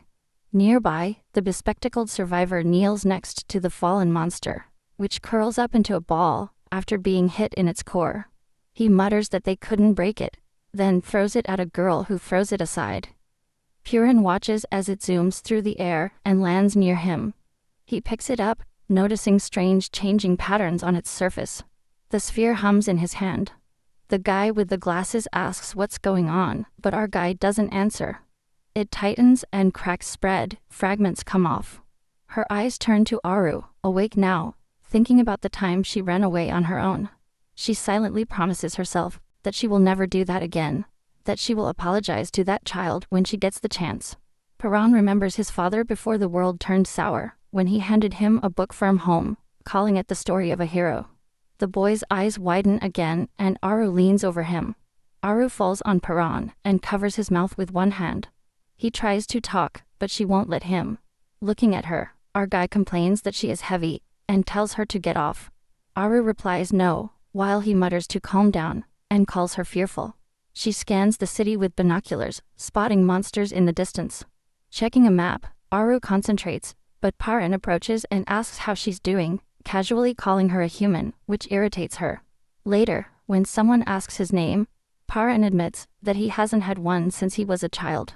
Gijin insists that he needs one, and Yujin wants to choose one right away, but he stands there unsure. Muttering about getting a name, he looks unsure until Aru offers one. He refuses, then thinks about his father, lowers his head, and gently says stop. The others react with surprise. Aru repeats the name, and he nods. She asks what it means, and our protagonist explains that it's from a book he read as a child. Johin suggests that everyone introduce themselves. Jae-jae goes first, then Johin, then Aru, who jokes that Perrin won't remember him anyway. He hesitates, tries to say his new name, and then, more firmly this time, introduces himself as Perrin. The group repeats his name, and he repeats it again as the memories swell. He sees the underground bunker and remembers dreaming of reaching the surface, meeting people, telling him their name. He always wanted to know the names of others to talk to them. At that moment, Aru, Jijae, and Jujin smile at him. Jijae offers a hand, asking to be friends. Perrin steps back. Blood, screams, and the apocalypse are shining in his head. He withdraws, coolly stating that they are not friends. Johin and Eru are surprised. He thinks that if the world hadn't ended, maybe he could have been his friend. But now his only goal is to find his mother. He turns to leave when a scream cuts through the air. For Nijija and see a man downstairs, trapped by a monster. Our guy is getting ready to move, but Yujin insists that they help. Aru and Hyjin exchange a glance, while Perrin refuses, warning that any noise will attract more. Yujin argues that they can save him and still escape, but he reminds her of their agreement. She promised to follow his orders on the surface. He repeats his warning, but when the man screams again, Yujin ignores him, takes a gun, and sticks it into the beast. She stabs him again, pushing him away. The man thanks him, and Yujin tells him to stay with the group if he wants to live. Still trembling, he warns them as another monster appears. Perrin jumps up and quickly cuts him off. He turns to Yujin with hard eyes, asking if he understands the risk. His recklessness could have put them all in danger. Aru and Haijian stay close, tense, knowing that things will only get harder from here. The injured man asks if he can walk, then admits that his leg is too damaged. He will need help, but he had not expected problems like this. Then, the sharp creaking of nearby monsters makes everyone stiff. More are coming closer. Our guy refuses to offer any more help. Jian reminds them that saving the man before was already too risky. Perrin turns to Johan, telling him that he can help if he wants, but it will mean leaving the group behind. If he leaves, he's out. Jian backs him up, repeating the rule. Everyone must follow every order. No exceptions. The man pleads, but Jian agrees with Perrin. They can't afford it. She thinks about the others who are still waiting at the base. Reluctantly, Yujin decides to stay.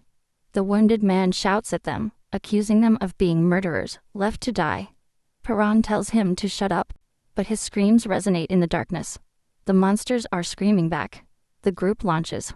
While they are surrounded, Aru shouts that the monsters have cut off their escape, but does not assess the situation. It's not desperate yet. They have not been seen. If they move fast and retrace their steps, they can slip away. Then the injured man lights a lighter, flames sparking in his hand. Everyone freezes. He points to a steaming sign, but Jija and a bark that's not the point. The fire will attract even more. The man shrugs, muttering that he already knows. The fire had destroyed his house. Jian presses him, but the lighter ignites, the smoke rises. The shadows lengthen as the monsters sneak up. The man mutters that it's his time, that he just wants one last cigarette. The creatures fall screaming. Perrin yells at everyone to run, charging forward, his voice sharp as he yells at them again to move. The man stays behind. Perrin throws himself forward. Gijin right behind him. He Aramira backwards, just in time to see a beast lunging towards the man. She screams in horror. Perrin slides in, blade shining, and cuts the monster down before it can attack. His gun goes through the flesh on landing. Plant your feet, weapon at the ready, as the beast approaches. Behind him, the others stand frozen. Perrin growls at them, reminding them that he told them to run. Gijin protests. He promised that he would escape too, so why is he still here? Our guy is wondering the same thing, but he squeezes his gun harder. Jian warns that if Perrin stays, the monsters might chase after them and wipe them all out. Yujin lashes out, stabbing another creature. Aru watches as Jian and Yujin fight, as more beasts get closer. Perrin roars again for them to come out. Ji-hyun insists they can win. There are fewer of them now, and if they fight together, they can come back. But then the air splits. A huge, twisted red monster enters heavily, fiery cores glowing, grotesque limbs writhing. Perrin squares up as the air closes in around him. Jian freezes when the other monsters bow down to their new master. Our protagonist yells at him to run, but Jian is paralyzed. In a single movement, the monster grabs him and rips out his heart. His body collapses, the blood soaking his vest. Gijin lies sprawled out in a pool of spreading blood. Aru collapses to his knees, screaming his name. Yujin panics, screaming as Perrin grabs his gun, forcing himself to move. He lunges at the burly beast, but the weapon breaks. Break the impact. With a brutal blow, the monster throws our guy on the floor, his ribs cracking. Gasping, Perrin forces himself to straighten up, just in time to see the creature crush Diyun's heart in his hand. Before discarding the body, as it mutates, swelling bigger and more grotesque. Move forward. He yells at Aru to run, yelling at everyone to move, but she shakes her head, refusing. Running now would only mean losing someone else whom he loves. She's not going to back down. The beast grabs Yujin, and Aru grabs his weapon, trembling but determined. Yujin blames herself for everything, begging the others to escape, convinced that she has only put them in danger. She lunges forward in desperation, drawing the monsters towards her. Her voice echoes, begging them to survive, but it is quickly swallowed up, shattered before their eyes. Perrin stares, horrified, as the huge glowing monster continues its rampage, stabbing the survivors as he and Aru prepare. He begs her to run, but Aru demands to know how she can say that. What about him? Perrin keeps moving forward, refusing to stop. She presses him, asking him why he is trying to sacrifice himself, reminding him that he was the one who wanted them to escape together. His voice is low when he admits that running would have been the logical choice. When she insists, he thanks her quietly. As he moves forward, his thoughts wander, sharing meals, learning names, finally standing on the surface, everything I had once dreamed of. He says that once someone dies, it's over. No more talking. No more calling each other by their names. He begs Aru to run, insisting that he can't bear to see any more friends die. Aru shakes his head, incredulous, whispering over and over that this can't be happening again. Dark shapes are creeping closer. Perrin urges her to leave, his voice high-pitched. She responds by yelling at him why, but he insists that he has to run. Aru screams that he sounds just like his father, the same words he said then. Tears run down as she remembers the promise she made. Never to run, never to abandon others. She screams that she will not be saved at the expense of everyone else again. Her father's face flickers in her mind, his voice gentle. It's okay to be afraid. Guilt is writhing inside her. She left him anyway. Perrin asks if he really won't run to save himself, then smiles sarcastically, saying that he should have known. You're too kind.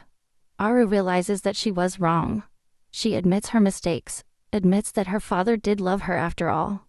In memory, he extends his hand, asking her to promise not to cry, even if she feels like a coward. She shouts her promise, joining her pinkies. Alone, our guy goes over his words in his head. Death ends everything, and he can't stand the thought of losing anyone else. Then Aru rushes back shouting that he is an airhead. No one said he was going to die. She declares that she will survive, and if they live, nothing ends. Perrin looks at her listening while he finds petrol, but stops to speak. She says that if they get over it, they will be able to talk, call each other by their names, and stay together. He listens in silence. She tells him that they can still be friends. With that, he lights a lighter, the flames sprout to life. Perrin shouts his name, demanding to know what he is doing, but Aru steadies the flame, telling him not to lose hope, and reminding him that they have to survive. She drops the lighter. The oil turns on in a sudden glow. She reflects on how she always used to run just to save herself. Now she's running to protect the people she loves. She promises to protect them all and tells Perrin that she will see him at the base. The monsters swarm, but Aru traverses the streets, running faster, dodging punches and jumping debris. As the claws cut inches behind her, a huge mutant lunges, but she still runs. Meanwhile, our protagonist is getting ready, with his eyes fixed forward. Surrounded, he confronts the monsters head-on, calling to them and demanding their next move. Perrin freezes when the monsters approach, and one runs towards him, rolling and demanding to know where he thinks he is going. Our protagonist calmly tells him that he is the one who should be worried. He fixes his gaze on the weak points of the monster, feeling the life force inside. Reaching for his weapon, the boy is taken by surprise when the creature moves faster, deflecting the blade and making him slide back. He realizes that he cannot reach the weak point without her. At that moment, his father's voice echoes in his mind, reminding him that guns are not always an option. Perrin recalls a memory of his father saying that one day he would understand. When I used to ask what that meant, the older man would simply say that guns were not for people like them. He remembers watching his father fight without ever relying on steel. Now our boy switches to his father's fighting stance. The voice explains that posture is just the beginning. Every living being has life force, and so do they. He remembers training in the basement where his father taught him how to harness that power, explaining that the hands channel the vital force, and, with concentration, you can extract it through the fingertips. Blue sparks shine when the energy runs through it. His father's words urge him to take that power.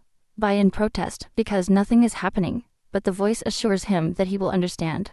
Once you can truly feel that life force, you will be able to control it. Suddenly, our protagonist feels an explosion of energy inside. His father's words resonate. This power is his. The energy lights up his arm, and he screams, surprised by what is happening. He remembers asking his father what would happen if he channeled everything. As the monster approaches, the voice explains that once it overpowers it, Pyron will move almost as fast as his father did. With a newfound strength, he lunges forward. Our protagonist charges and hits the monster. She hits him, but he breaks her guard, sending the creature sliding across the floor. The beast grabs its face, and Pyron instantly reacts to every move. The electricity pulsates through him, and he realizes that now he can really keep up. When he throws himself forward, our guy gets ready. They throw themselves at each other and collide in the air. He grabs one of its tentacles, pulls it hard, and knocks the beast down. The monster lunges, but he dodges, jumps up, and throws a punch so powerful that it cracks the ground and sends lightning bolts. With test if it is over, but the creature's arms begin to split and grow. His body is transformed. Pyron realizes that he is protecting his weak point, locking it up, and he knows that he needs to try harder. Sparks fly out of his fist as he digs deeper, memories of his lost friends fueling his determination. The lightning runs through every vein as it lights up, raises its head, and dares the creature to attack. The monster screams and charges, hitting him with his arms and tentacles. He advances, undaunted, even as he towers over him, preparing to attack. The thought strikes. If he had been this strong before, maybe none of his friends would have died. Gathering all his strength, he unleashes a devastating punch, an explosion of light and strength, then collapses, exhausted. Somehow, he manages to stand up just as the monster comes back for more. Suddenly, he sees a glowing core fragment, still inside the beast, as he snatches one of the injured survivors. He screams for it to stop, struggling to tear off the tentacle, as he stares with his cibia at the defenseless people. The creature grabs him by the throat, and when his gaze lands on the lifeless body of a close friend, his mind goes numb. At that moment, only one thing is clear.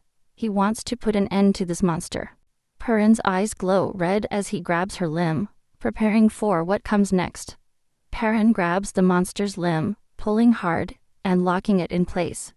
The creature grunts and flails about, jaws opening to reveal too many teeth, but its grip only tightens. His whole body moves from side to side, until a loud crack of bones is heard when our protagonist takes a fierce turn. The beast stumbles, and he keeps pulling until the limb breaks in his hands. He steadies himself, the red energy swirling around him, eyes shining as his aura erupts outward, swallowing the monster's scream. Without hesitation, Pyron charges at the chaos, his form becoming blurred, as he rushes towards the creature. He squeaks, his teeth chatter. Meanwhile, the survivors crawl around the area with a map, checking their surroundings. One thinks they are close, another complains about how long this has taken. The guy with glasses panics after detecting movement, and the group rushes to find Pyron on the floor. Shocked but relieved to find him alive, they pick him up. Chicken Kong asks what happened, while another looks at the remains. While they are taking our boy back, Chicken Kong gets bossy with the girl in the rear, telling her to leave some bags behind. She refuses, wanting half of the rations, and bragging about the upcoming feast. He offers to help, then throws away her heavy bag, making her scream. Running forward, he dares the others to catch up with him, and someone swears to shave his mohawk. The guy with the glasses urges everyone to shut up unless they want trouble. Pyron begins to wake up, confused, noticing a map in his hand. She studies him, wondering if Aru is still alive. The one with glasses presses him to explain what happened, but our protagonist only remembers grabbing the monster at the last second.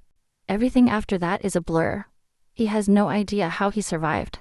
Suddenly, the ground shakes when another monster appears roaring. Chicken Kong charges, ready to fight, and Pyron also takes a step forward. The glasses wearer panics about not having a gun, but Pyron's hand is already sparking with energy. The beast is launched.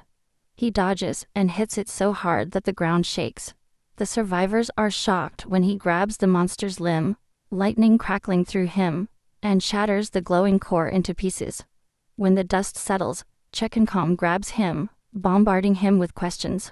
At the shelter, some older men work with radios. Frustrated by the lack of response, Bayan tells them to wait, hoping that something will come from the government. They are worried because the supply team has not returned yet. Aru sits quietly, sleepless, waiting for Perrin. When Bayan sees movement outside, everyone starts whispering as the supply group finally returns. Aru's eyes widen when he sees him being charged. A survivor reassures her as Perrin gets to his feet, and she rushes forward, hugging him in relief. She admits that she ran away, but he still survived. And she bursts into tears while the others watch. The supply run brought 7 days' worth of food and some medicine, but the cost was high. They lost 2 people. When Perrin wakes up, Aru greets him. He says he dreamed that someone was hugging him, but she dismisses it as just a dream. He notices her injured legs, but she jokes that he looks even worse. He replies that he heals quickly, and she calls him a monster before quickly apologizing. Aru says they are opposites. She has always run away, while he has always fought. She admits that she has always hidden her cowardice, but now she accepts it. She's a coward, but she's choosing to fight, and she wants to change. A girl appears. Aru is surprised and apologizes for leaving her earlier, wishing he had spoken earlier. The girl is holding a hairpin, and when Aru asks about it, surprised that it is his, the girl insists that it is a gift, saying that her bangs are in her eyes. Aru hesitates, but the girl assures him that she has another pin. Touching his scar, Aru thinks of it as proof that he kept fighting, all while Perrin watches. She puts the pin on and asks if she looks pretty. The girl agrees that yes. Despite all the loss and frustration, hope remains. Perrin sits quietly, holding a small trinket. Suddenly, a buzzing sound draws everyone's attention to the radio. He turns when a voice comes out through the static, testing the microphone. The group notices that the radio is working. The announcer explains that they saw the apocalypse coming and prepared. Now it's up to the listeners whether to believe or not. Our guy listens intently, tense, as the voice ends, leaving the next move in their hands. Lei comes on the radio and introduces himself, his voice calm but authoritative. He tells listeners that surviving without any preparation is already impressive. Then he explains his plan. The only way to handle the monsters is to stay together, which means sharing locations is essential. He instructs everyone to use flashes of light instead of fire. Only flashlights, and to turn on and off their beams for 10 seconds at midnight. When the time comes, the beams suddenly cut through the darkness. Scattered lanterns shine through the city. Aru sees distant signs, holding his breath as he realizes that they are not alone. The group begins to speculate whether Lest really anticipated the apocalypse, pointing out that it would take serious military equipment to broadcast like that. Our guy can't help but reflect. Only his father foresaw such a disaster. One thought torments him. Could you also tell them something about your mother? He remembers the man's words about his place being marked by the brightest light, and silently wishes everyone good luck. While Perrin is getting ready to leave, Chicken Calm rushes, asking to accompany him. The protagonist tries to dispatch him, warning him about the dangers, but the other refuses, insisting in that he is not as weak as he seems. He argues that everyone who died before chose to be there, and tells Perrin to stop taking all the blame. Everyone knew the risks. He ends by saying that they are now teammates, and demands to be called Big Brother. Perrin relents without stopping him. When he jokingly calls it a chicken crest, the self-styled tough guy complains. It's a Moican crest, not a chicken crest, and he wants the nickname dropped. Their scuffle continues until Aru intervenes, announcing that she will come too. Perrin allows it without much fuss. Elsewhere, someone on duty notices that he left without a gun. The guy with glasses reflects on how hard Perrin is. He has beaten grown men, and brought down monsters who thought they were unbeatable. Observing his almost superhuman movements, the observer wonders who this young man really is. Later, Chicken Kong asks if doing what Perrin does will make him stronger. Our protagonist takes a moment before explaining the first step, learning to feel the life force. Confused, the other presses for clarity, and Perrin compares it to the body's natural energy. He admits that he hadn't believed in it either until he felt it for himself. Suddenly, he freezes, stopping the group. Aru tenses up, asking if he's a monster, and if they should run away, but Perrin shakes his head. A woman stumbles at the sight. He realizes that the presence he felt was not a monster, but a human. The stranger pleads for help, her voice breaking as she says her family is trapped under the rubble after fleeing from the monsters. She promises that she will do anything if they save her loved ones. Chicken Kong asks again if the woman really says anything, and she nods. Aru insists that they have to help her, but Paran questions if they are really the only ones who can. She confirms it, saying that's why she came to them. Our protagonist feels that there are more people nearby, and she admits that she hoped to bring them to her base and ambush them, but claims that it doesn't matter since there are many others to deal with. Chicken Kong complains that he can't get any more favors from her. I was expecting 10 in return. The woman suddenly demands everything they have, even their clothes. Aru refuses, but she threatens her, saying to give up everything unless she wants to die. The bullies step forward demanding their stuff. Chicken Kong begins to undress, dropping his jacket as he hands it over. One of the henchmen reaches down to grab him, mocking him for being so scared. Suddenly, the big myth knocks him out, puts his vest back on and asks our guy how he looks. Perrin is getting ready to fight. The woman orders her team to kill them fast. A thug attacks with a knife, but Perrin catches the blade halfway around and twists it against him, knocking the attacker down instantly. Chicken Kong screams, daring the rest to confront him. Their leader tells his people to target Aru, calling her the chicken. The thugs pounce on her, but she dodges and escapes. The team manages to escape, while a man watches from an upstairs window. They enter a nearby house. Perrin suggests that they stay put, but Aru points out that no one is there. He warns that the inner disorder seems intentional, like a trap.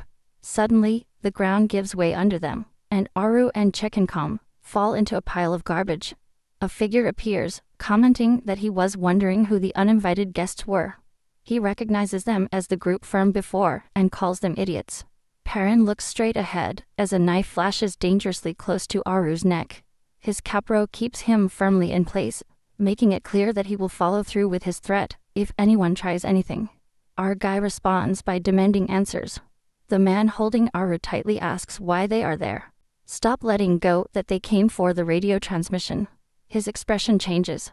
He realizes what Perrin means and insists that he also listen to the transmission. Our protagonist then asks why he is not heading to the location marked by the brightest light. The captor laughs, mocking the idea of anyone predicting the apocalypse. He brings the blade even closer to Aru, warning that a lie will cost him his life. Suddenly, he lunges, but Perrin dodges, and a fight breaks out. Perrin ducks and counterattacks, slamming him to the ground. They exchange blows as the captor swings wildly. The fight intensifies and Perrin charges again. The blade reaches his side, but he keeps going despite the pain. He attacks repeatedly, although the captor manages to dodge each blow. The man comments that Perrin is not like other thieves, but the guy just focuses on moving faster than his opponent can react. He rushes, shortening the distance and aiming for a takedown. Meanwhile, the monsters begin to gather outside, raising the stakes. It turns into a tense confrontation. The captor keeps his grip firm, and Perrin knows that any loud noise will attract the creatures. But subtle movements will not be enough to get closer.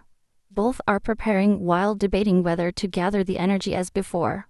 Finally, Perrin jumps forward, committing to it. The captor stops when Perrin bends down, channeling his energy and swinging it. The force passes, brushing the man's face. Our guy raises a finger, indicating everyone to be quiet. The captor freezes. Suddenly, a rope breaks, and he starts to complain, but the others glare at him. He sits up, clearly nervous, as if he feels they might retaliate.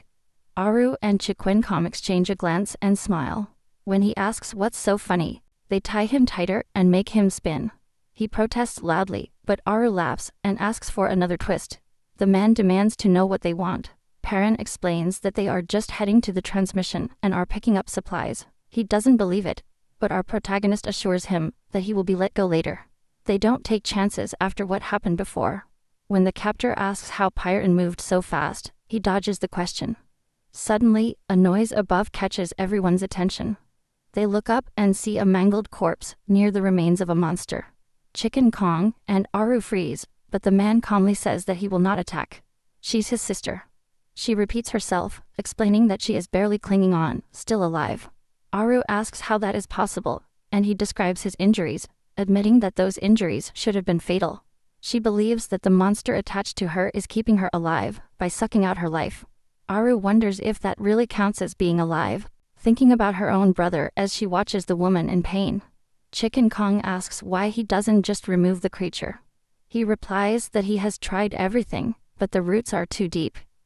Chiquencom then asks if they can kill him, and the captor laughs at the idea of there being an easy core to break.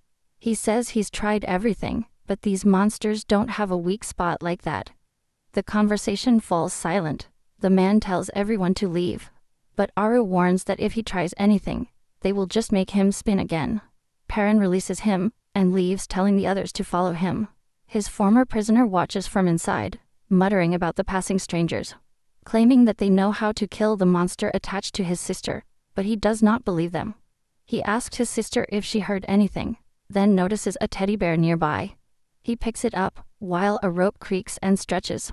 Meanwhile, our protagonist wonders if the situation is a trap. As he turns around, he realizes and mutters, "It's them again." On the other side of the room, a creature rises from under the floorboards. Perrin grabs a knife tightly. A doll lies on the ground next to him as he confronts a massive, shadowy figure. His vision turns red, sparks of energy flicker in his eyes.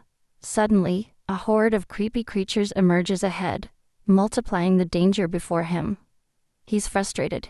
He already spent too much energy before, and now the monster's grip is draining his strength even more. When that energy escapes, our boy's eyes fall on the doll, and he remembers the promise he made. He reminds himself that he must keep that promise, no matter what. Memories flash in his mind. He walks, answers a call, and promises that he will not be late. Elsewhere, her sister listens, anxiously, asking how many opportunities she has left. The captor's voice booms, "None." He has always had this unusual talent. The vision changes. Flashes show Hangyu with bright eyes, scanning possible futures, able to predict the outcomes of any event. During the fights, he always takes the victory, but he never seems satisfied. When someone asks why Jin isn't celebrating, he admits that he saw it coming. In a phone call, they remind her of their promise to watch a show together. He explains his ability. Simulate each scenario by simply observing.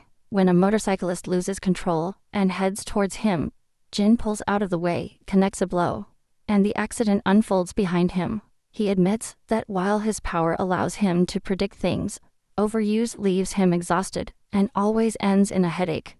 When asked about the accident, he dismisses it. Her sister calls, asking what she went out to buy, not knowing what it is for her birthday. Holding the doll, her phone rings, and a feeling of unease settles in. People around him are looking up, so he follows his gaze and sees a huge dark sphere hanging in the sky. Shocked, Jin watches as a monstrous thing with twisted limbs descends. Suddenly he realizes that his predictive power is useless. He can't see any future, just chaos and monsters everywhere. He notices the disaster unfolding nearby, then his phone dies. The internet goes down, and the ground shakes when explosions go off. Monsters swarm the streets. As the energy flows through him, Jin braces himself, clutching the wrist, determined to survive as the world collapses around him. Jin wanders the ruined streets, trying to figure out what the monsters really want. Are they looking for human blood, or do they intend to end all life? When a beast pounces on him, he dodges, counting the distance back to his shelter, and thinking only about protecting his sister. He finally gets home, walking in and seeing a red line stretching across the floor. Following the mass inside the house, put the pieces of the situation together. Later, he finds a mutilated body.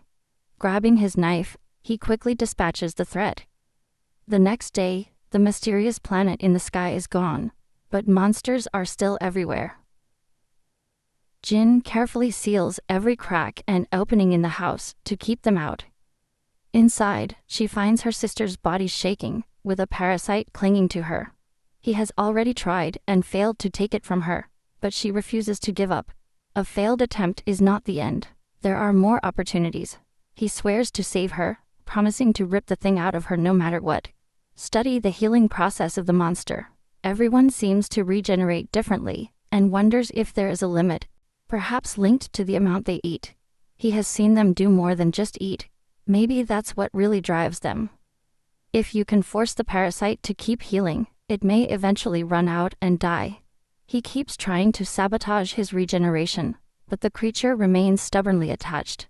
Jin knows she needs a better plan. Consider ways to interrupt the healing, perhaps by hitting him repeatedly until he can't keep up.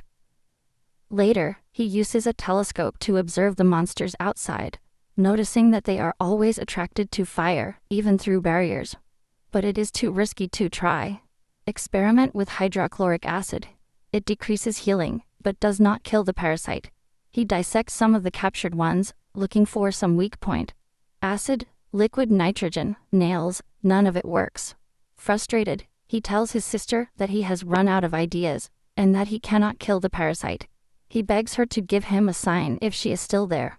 Suddenly, a rope tightens. Looking down, he finds Chicken Kong and Aru hanging upside down. Back in the present, Jin fights the monster's grip, feeling that this is the end, and that there are no more possibilities ahead. Suddenly, Pyron appears and crashes into the beast. Sparks of electricity come out of the hand of our protagonist as he prepares to attack. Pyron crashes the monster to the ground. Jin's eyes fix on the core in front of him, the vision turning red, as the energy flows through his body until it explodes, leaving him trembling and breathless. Confused, he demands to know what's going on. Our guy stares at him, silently, while Jin tries to figure out how he managed. The others mention that they only came back because someone forgot a bag. Perrin repeats his advice: you have to hit the core, though he cautions that most people probably won't be able to see it. Jin insists she can, remembering the glow she once saw coming out of her sister. Perrin confirms that this is the core. Jin asks why the glow appeared on her sister and not on the monster itself. He says if releasing her means killing her, then he will. Our protagonist explains that as long as his heart keeps beating, the parasite will remain. Jin looks at his sister, determined to end her suffering himself. Picks up a toy rabbit, wishing him a belated happy birthday. Standing over her with a knife in his hand, he sees black tendrils wrapped around the core on her chest. She remains still, the teddy by her side, while he hesitates with the leaf. The memories flash. Her smile, meals together, her writing on his shoulders. His grip tightens. He thanks her, repeating it over and over, with his eyes on her body. To his surprise, she weakly responds, telling him that she always heard him. Jin admits that he is lost, not knowing what to do now. Pyron appears with Aru and Chekin, as Jin goes downstairs, remembering her sister's last words, telling her to do whatever she wants. He hesitates, looking at the group and his sister. Suddenly, another monster arrives. Jin remembers her face, her eyes turning red with resolve. He remembers holding her hand, vowing revenge on every monster who took her. In his last moments, she told him to survive and take revenge. Chicken Kong attacks, but is thrown aside. Jin lunges forward, tendrils sprouting from her arm and tearing the monster apart. He then turns to Perrin, introduces himself as Jingyu, and asks to join the group. The sole survivor sits, tense as a few steps approach. He sees a group coming down the escalator: Purin, Aru, and Chicken Kong. The girl with glasses immediately asks if anyone else was brought. Jingyu introduces himself simply as Jin. Aru lists his findings: food, medicines, and a more detailed map of the area, stopping only when a cliff blocked their way. Jin is surprised that this place hasn't been raided by other groups. The survivors wonder out loud if there is anyone else out there. He informs them that there are 3 groups in the area, and one of them is hunting for other survivors. Aru realizes that this is the same group they found earlier. Jin says that they will have to cross that territory to get around the cliff. Chicken Kong mentions that the woman on that team still owes him a favor. They debate taking a different route, but Jin argues that it would be risky and take too long. He insists that he has it under control, and warns the group not to reveal our protagonist's bunker training to anyone. The others get irritated, asking who put him in charge, but he claims that he is the smartest one here. Later, Perrin is training, loaded with heavy equipment, his eyes sharp and focused. Jin asks about his strength, and our guy explains that he trained in the bunker all his life. Jin presses for details about her routines and what she used to eat. Perrin, uncomfortable, asks him to stop, but the interrogation does not stop. Finally, the young fighter says that he is hiding here and asks how Jin even found him. Jin replies that she followed a light, and that she can now see the life force in people, including Perrin. This reminds our protagonist of something his father used to say. Jin wants to know how the man knew about the life force, and why he built a bunker in the city to train his son. He calls Perrin's father a lunatic. The memories are stirring. His father wasn't always like this. At first, the man supported Perrin's dream of seeing the surface, but eventually became obsessed with preparing for the apocalypse, which led the boy to reveal himself. Jin suggests that maybe the father already knew about the monsters or the apocalypse in advance, but he does not admit that it is possible. Jin asks if he's sure his father is dead. Perrin remembers seeing him fall from a great height, with monsters diving after him. Jin points out that that doesn't necessarily mean the man is gone, and that Perrin may never know for sure. Perrin sits on the floor, while Jin suggests that her father might still be out there. Our boy replies that if his father were alive, he would already be here taking care of him. Jin agrees, then switches the conversation, asking how he moved so fast during their last fight. Perrin demonstrates the move, confirming if that's what Jin meant. He explains that you have to focus your life force on your fingertips, but the real challenge is to be able to feel it in the first place. Jin says he can feel it. Her hand starts shaking as she remembers the feeling of having all her energy drained. He insists that this feeling is real and screams that this must be his life force. Blood begins to drip from his nose and sparks flicker. Perrin asks if she's okay, but Jin insists she's okay and demands the strength to defeat the monsters. Electricity spreads through his skin as he admits that he wants to be like our protagonist. Suddenly, Jin trips and collapses, with Perrin calling her name as he falls. Jin wakes up in bed, listening to Byam talking to Chicken Kong, who is lying on the patient's bed nearby. Jin learns that she has been unconscious for 3 hours, and realizes that her power still doesn't work. Later at the station, she encounters a craftsman, who hands her the weapon Jin requested, a blunt wedge. The craftsman warns that the weapon is useless against monsters, and more dangers for people, but Jin takes it anyway. You are warned not to use the thin blade on the monsters as it might break. Jin assures him that he has another weapon for that. Perrin appears and asks if Jin is coming, and he confirms that yes. The boy then asks why Jin is helping him, and Jin replies that he wants to understand what is happening with the monsters. He then asks why Perrin is so determined to find his mother, even though he has never met her. Our protagonist simply says that it's because she's his mom. Aru and Chiquincom appear, calling the others to join them. Perrin asks if they're ready, and Jin says they're still missing one. The girl with glasses is chosen to join. Byam and another survivor wish the group well as they all head towards the escalator. Perrin says he's living to find the people he cares about, while the rest have their own reasons, as the team sets off together. Perrin advances while Chiquincom and Jin stay. Get back! A shriek echoes in the distance, and shadowy figures appear. Suddenly, a harsh voice screams, accusing them, not only of losing people, but of abandoning someone to die, which is even worse. The woman who once tried to catch our protagonist, and his team tries to explain. But before he can do so, a knife flashes in the air. The blonde woman comments that these new intruders are not like the others who are usually caught. He remembers a guy who dodged, and a big guy with a cock-crested haircut. Another voice agrees. The silver-haired wrestler simply stabs a man, calling him cattle. People are muttering about whether the intruders might return. The leader declares that the hiding place is closed, grabs a piece of meat, and says that if the intruders return, she will simply eat them herself. Jin lays out the plan. They need to cross the thieves' territory, which is divided into 3 zones, without getting caught. He insists that everyone should sneak in without a fight, Chicken Calm is excited about the challenge, but Paran doubts that everyone will be able to go unnoticed. He says he could probably do it alone, but he's not sure about everything. The whole group. Jin smiles confidently, assuring them that if they follow her instructions, everything will be fine. Our guy points out that he could always feel life while he was in the bunker, but Jin only developed that sense after being captured. Chicken Calm points out that they are in the world at a disadvantage. The girl with glasses arrives, and Jin suddenly grabs her purse, catching her off guard.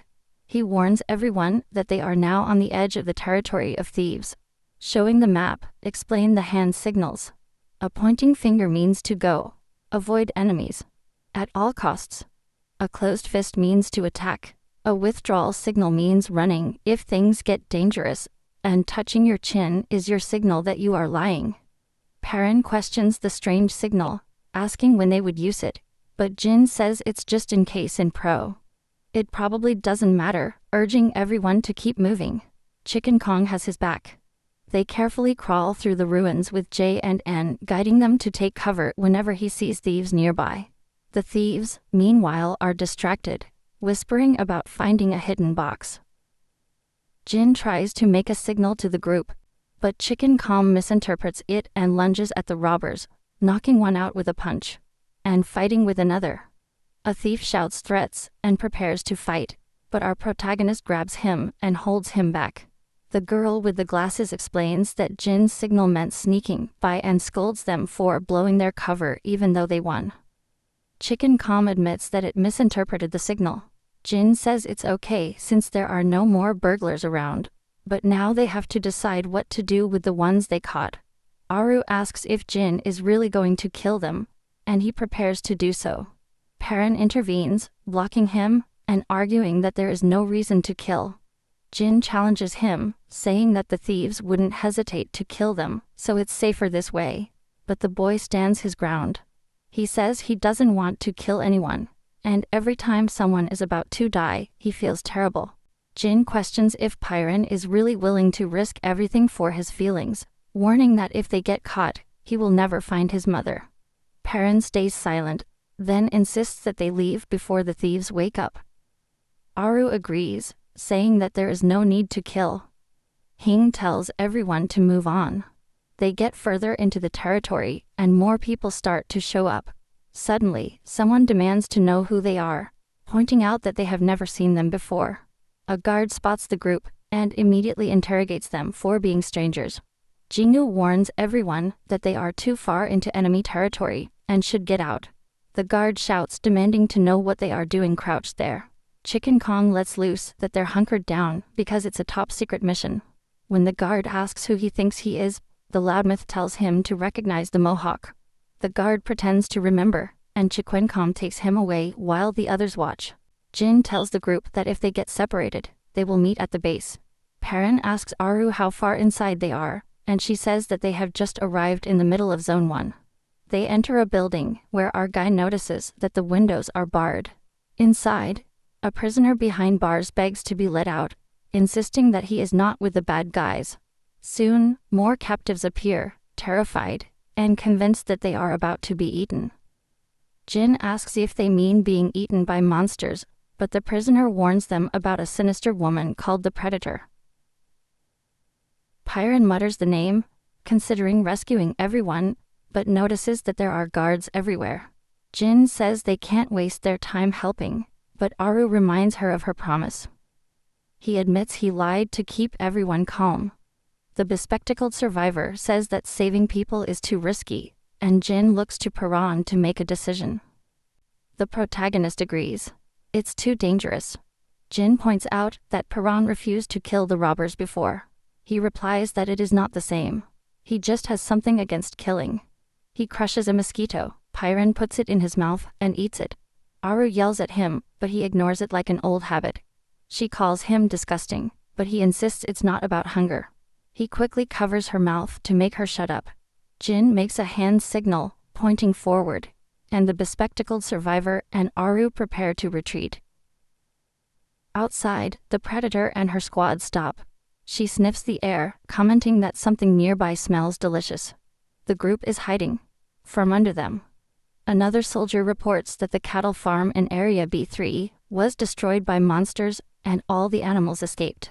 The predator, showing her fangs in a smile, demands more details and tells the soldier to bring her the eyes. The bespectacled survivor sees the guards running out and worries that something big has just happened.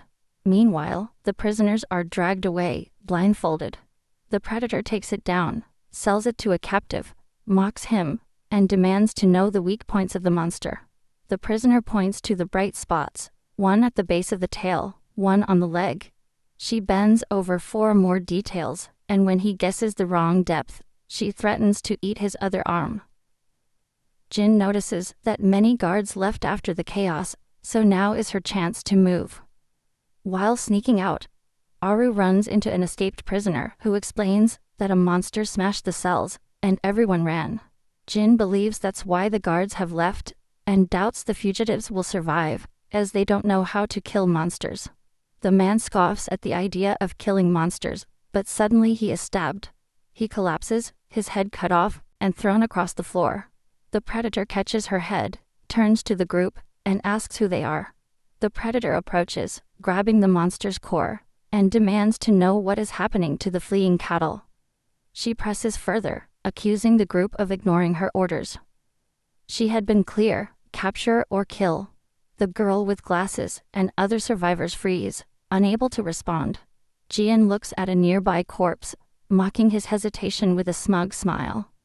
He claims that they only pretended to be allies to gather information about the fugitives, then sighs not to get more from the dead man, and pinches the survivor with glasses while they are cornered. The predator warns them not to act suspiciously, and orders everyone to track down the rest of the fugitives. She approaches Jin, examining him curiously, and remarks that she has never seen someone with his face, how memorable he seems. He remains silent while she surrounds him, then challenges him to make her remember him the next time. The girl with the glasses and the others notice when the woman recognizes Jin. She attacks, but he blocks her attack and pulls Yujin out of danger. While the blades cut through the air, Perrin jumps up, grabbing the predator's weapon in mid-swing, as the bespectacled survivor panics. The woman smiles, her suspicion now confirmed. The smell he caught earlier was actually from them. She accuses Jin of being the source she's been feeling. Her smile sharpens as she assesses him. Wondering out loud why she should bother chasing cattle when the group in front of her seems so much more appetizing, she throws about him demanding a bite. Jin throws his sword to block, but she ducks, slips, and tries to escape, only to find him already blocking her path. Our protagonist points forward, earning the predator's taunt, as she throws her blades, daring him to take them. The steel falls like rain, but he concentrates, and just when she thinks she has it, Perrin snatches the blades in the air. The bespectacled survivor looks on in shock, as our guide takes control, grabbing, turning, and redirecting each weapon in a blur, throwing the woman off balance. She hesitates, dazed, as he bites into a blade with his teeth, and gets hold of more knives. He throws them back in quick succession, forcing her to struggle to block the attack. When Perrin grabs her by the hand, she squeezes his arm, laughing, and calling him her favorite, his scent the most attractive. Aru mutters that something smells funny, like something burning. A flame flickers in the woman's hand before she throws it away, but the fire goes out. Jin scoffs, telling her that it's already too late. The predator screams at everyone to fight for their lives, as loud footsteps echo from behind. Out of the shadows, the monsters are advancing. Perrin and the bespectacled survivors get ready for the coming attack. Everyone is either a predator or a prey. Another hunter sneaks up. A lion feeds, and the endless cycle of eating or being eaten continues. Humans were once on top, but that doesn't last. Suddenly, monsters appear, much more intense than anything before. The ancient food chain is broken because these creatures now rule. Predators look at who's left. Our team raises its head, drawing the attention of the main predator. She notices something different in his eyes and challenges them, daring to prove that they have the will to survive. She screams at them to show that inner fire. At his command, the monsters charge. Perrin and Jin stand firm. They are also in a hurry. Their weapons light up with energy, and a powerful blast hits the monsters, instantly recognizing the weak points. They eliminate the creatures on the spot. The noise attracts the crew of the predator that comes running. Suddenly, Aru is dragged into the open, with a knife pressed against her throat. Perrin and Jin freeze up. Their captor demands that they surrender and reveal how they have survived so long. The blade digs deeper, and the girl with glasses falls to her knees begging for mercy. Jin whispers to our protagonist to attack now, but he says he can't attack from where he is. The predator shakes Aru, mocking them. Perrin takes a step forward, his hand shining, but she warns him not to try anything. She'll kill Aru anyway. Jin urges our boy not to give up and attack before he can react, but the predator starts a countdown by threatening to kill Aru. Perrin hesitates, fearing to make a mistake, while the others watch him. Jin's words echo in his mind. Small sacrifices can't matter. The mission is too important. The predator is counting down. 3. She continues. 2. Perrin's fist clenches. Aru is getting ready. In 1, he gives up unexpectedly. The predator screams at her crew to capture them. The chains close around Perrin and Jin as they are dragged away, and the gang locks them up. The door slams shut, sealing them inside a dark cell. Now our protagonist sits tied up in the shadows. He hears footsteps approaching. The predator enters, telling him to stay alive. Perrin is confused, but she says she didn't expect him to understand. She's just the messenger. He demands to know where his friends are. When he asks about them, she coldly says that she has already killed them. Perrin sits in his cell in front of the predator, admitting that he killed those people. She tells him to say it again, laughing, and then asks if he plans to kill her too. The woman smiles, continuously goading him, pointing out that his reaction proves that those people were his friends. She mentions how she doubted about that girl before. Our protagonist thinks he had a 50% chance. He's been lucky before, but back then a mistake meant someone died. He reflects on how he used to be weak, and although he is stronger now, doubt insinuates itself. Perhaps all this force has made him reckless and dangerous for those around him. He remembers his father's words about not approaching people, and the lesson finally fits. Impressed by his abilities, the predator begins to question him about his powers. She tries to find out how she knows all the weak points of the monster, and even suspects that he could be one of them. Perrin just looks at her, while wondering out loud if she really is like the others. She demands to know how she can see the weak points. He blurts out a question, asking if anyone else told him about that too. He wonders if she got the information from someone else. Maybe whoever is spreading it is connected to his father. She responds by kicking him in the face, demanding answers again. Perrin stares at her, blurting out a defiant response, but she is unfazed and claims that she has all the time in the world. She then interrogates him about where he comes from, pointing out how clean his clothes are compared to everyone else's, and notes how healthy his group looks. She demands to know where her base is. Our guy throws himself on her, showing his teeth, but Predator throws him to the ground and teases him for being hungry, saying that it's not about to be lunch. Perrin swears he will never speak. She laughs, calling it cattle. As he continues to beat him, Predator questions if he is even human. She turns to one of her men to ask for his opinion. The man says that he can see this inner light in people, just like in monsters, and he sees it in her too. Looking at Perrin, he says that his light is especially bright and radiant. Predator mutters that it must be life force, and declares that it smells delicious. He is definitely the most interesting one here. Another man interrupts, warning that food supplies are low, tensions are rising, casualties are mounting, and people are demanding executions. He urges her to find the group space, but Predator shrugs. Instead, he grabs Perrin again, pressuring him to respond. When he refuses to talk, she proposes a game. Caught in his grip, he stares at her. She cuts him off, watching how quickly he heals, and provokes him to keep going, laughing about how long he can prolong this. He endures the repeated beatings and cuts, healing each time, only to be wounded again. While our protagonist lies battered on the ground, a few steps approach. A man whispers to her to stay quiet, but she doesn't recognize. The stranger says that he is also a prisoner. that he used to be cattle, and that his body was altered so that he can now see lights. Perrin asks if he means the life force, but the man seems unsure and simply shrugs, offering to help him escape. As he starts to leave, Perrin quickly asks if he has seen Aru or any new prisoners. The man says no, and no one likes people asking about that. Just then, Predator and his men return and catch Perrin's contact. She ignores the man's protests about being an eye, saying that they can always make new experiments. Predator teases Perrin, asking him if he enjoyed his little game.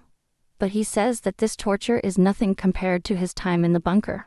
She reminds him of her friends, and then they throw Aru into the cell. Predator says she did not reveal anything during the interrogation, even after being deprived of water. She grabs Aru and threatens her. Then she sees her parent's hand and breaks his fingers. Aru screams for him to stop, but Predator keeps going, breaking more bones while he remains silent. Predator threatens to keep breaking his fingers unless Aru reveals the location of his base. Another finger is broken. Both Perrin and Aru are screaming, and he tells her not to say anything. A couple of guards whisper about how cruel the captain is, especially with the torture going on inside. Predator mocks Perrin's healing hands, while our guy silently thinks that he can't use his life force. He wonders how she managed to tie him up so tight, and gets frustrated because she doesn't really understand his powers. She keeps pushing for answers, but he refuses to reveal anything. When Predator demands the location of his base, he hesitates, but ultimately stays loyal to his group. She grabs a pair of licks, threatening to see if her nails will heal if she rips them off. Aru is terrified.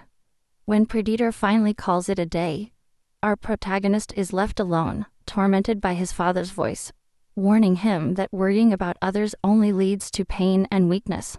Outside, Aru watches, guilt writhing inside her as she sees what Perrin endures. He realizes that all this started the moment he learned what it means to care about other people. Her horror grows when Predator enters again, threatening to go for her toenails next. Suddenly, Aru shouts that he will take his place. Predator is surprised, joking about her feelings for the boy, but Aru stays quiet. Pretending to be bored, Predator changes her focus, grabbing Aru and preparing her tools, while Perrin remains restrained.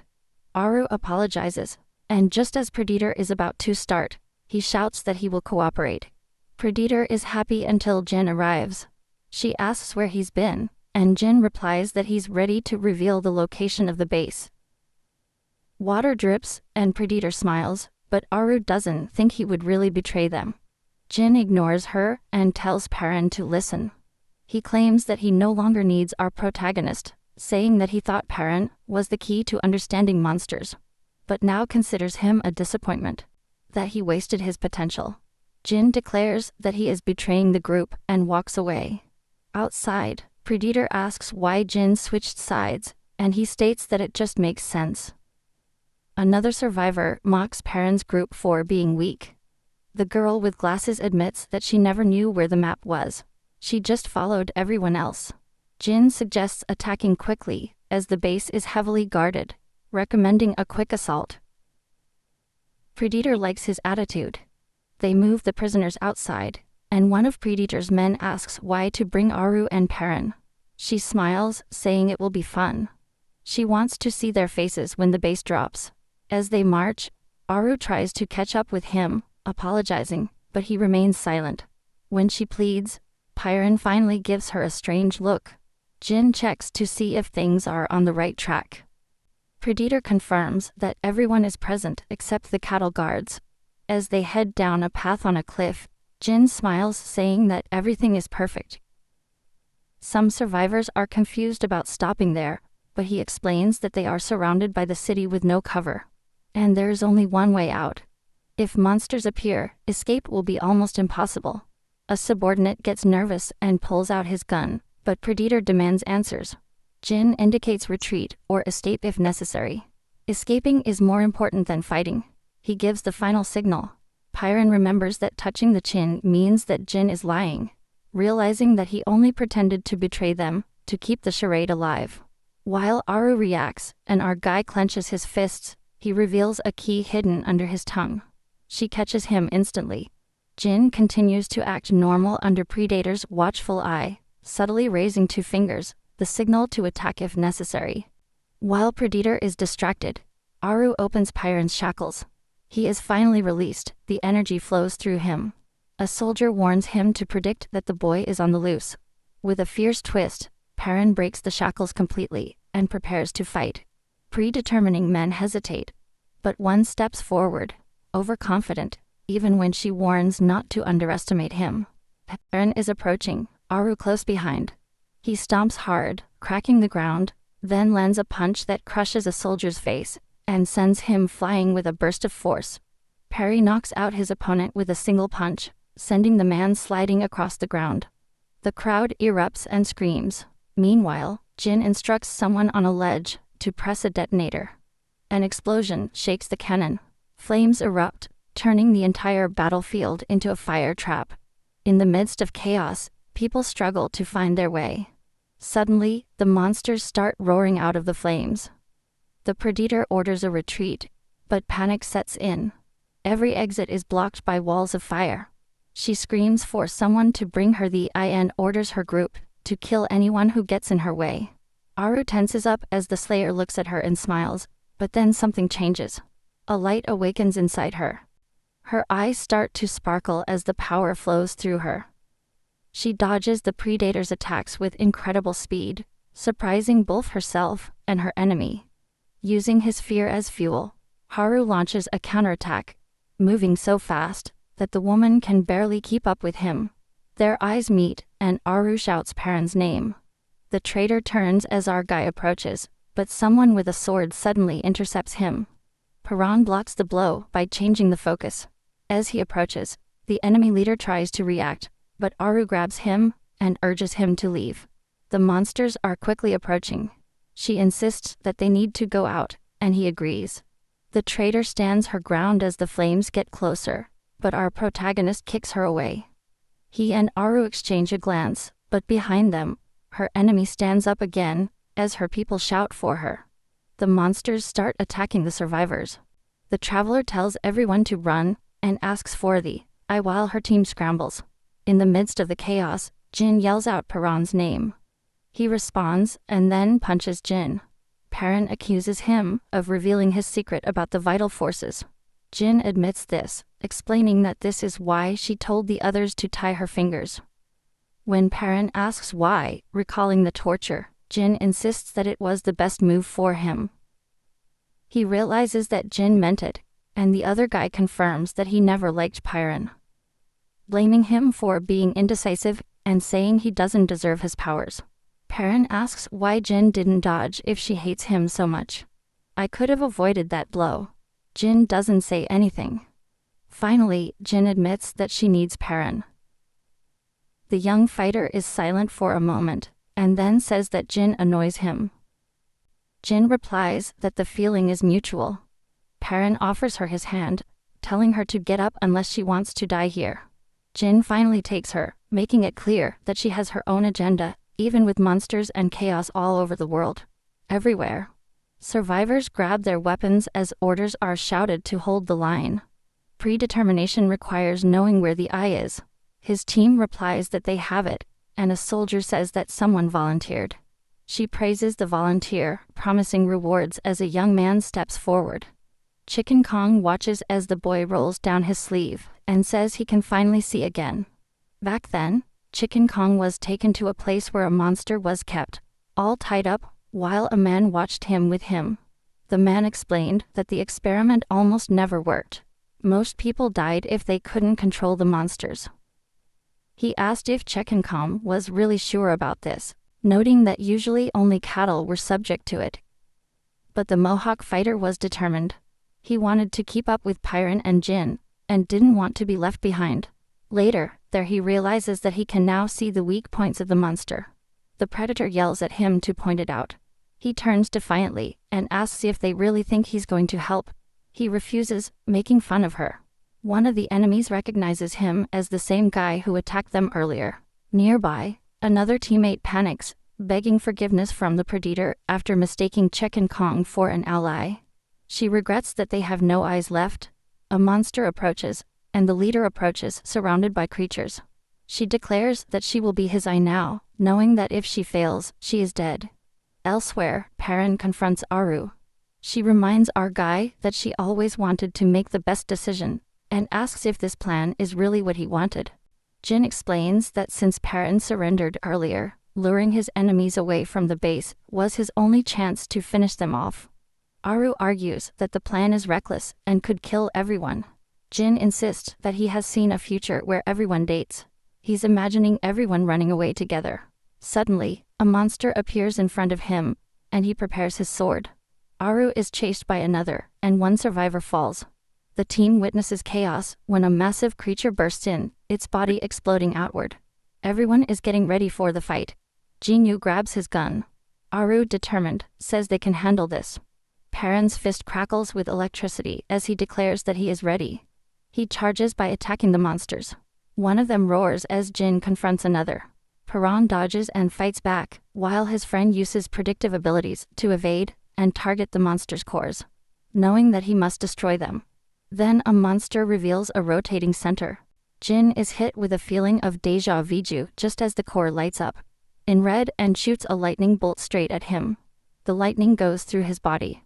Jinyu freezes as the monster's fiery swing almost goes through him, but Aru lunges forward, knocking him down, just as the laser crashes to the ground. Stunned, he stumbles, surprised to still be alive. She grabs him by the arm, saying she thought he was in trouble. Together, they slide backwards, narrowly dodging the monster's follow-up attack. As the beast pounces on them, Jin grabs her weapon, realizing that this creature has a power as they stop. The kind that can alter fate. He prepares by grabbing his sword, knowing that he will never have that same strength, but determined to find some way to defeat him. Meanwhile, our protagonist is hitting the beast with punches, dodging its regenerating limbs, and relentlessly attacking its core. He knows that if he runs out of strength, he might collapse, so he needs to finish this quickly. The monster's arms lash out everywhere, but he manages to avoid being caught, breaking bones and tearing flesh. The energy surges through his fists as it passes through the glowing core. Jin is ready with his sword, waiting for his chance. When the heart is exposed, he charges, snaking through flailing limbs, and plunges his sword deep. It cracks but does not break. The core beats harder, blue sparks jump through his hand. Perrin appears next to him, pushing with brute force, and channeling energy towards him, as the creature convulses. Our boy pushes harder, knocking the monster back as its core flickers, and the clays twist. Aru rushes, ducking under the limbs, but a wild swing forces her back.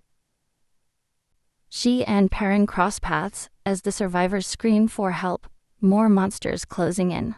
Elsewhere, the woman who had tried to catch them earlier grabs a collapsing survivor, lifting him up. Chicken Com appears, reminding him that he still owes her a favor. She angrily scolds him, but he refuses to let it go.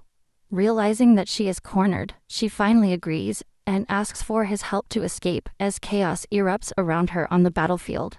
Meanwhile, the Predator watches vital energy flows flowing through the fight, finally understanding the power of Perrin.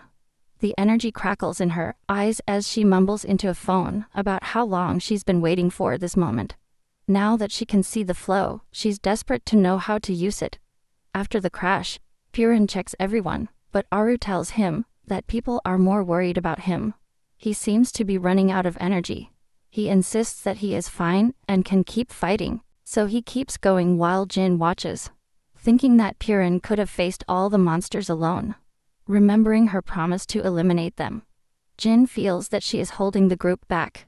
He looks at our protagonist, wondering who the real failure is.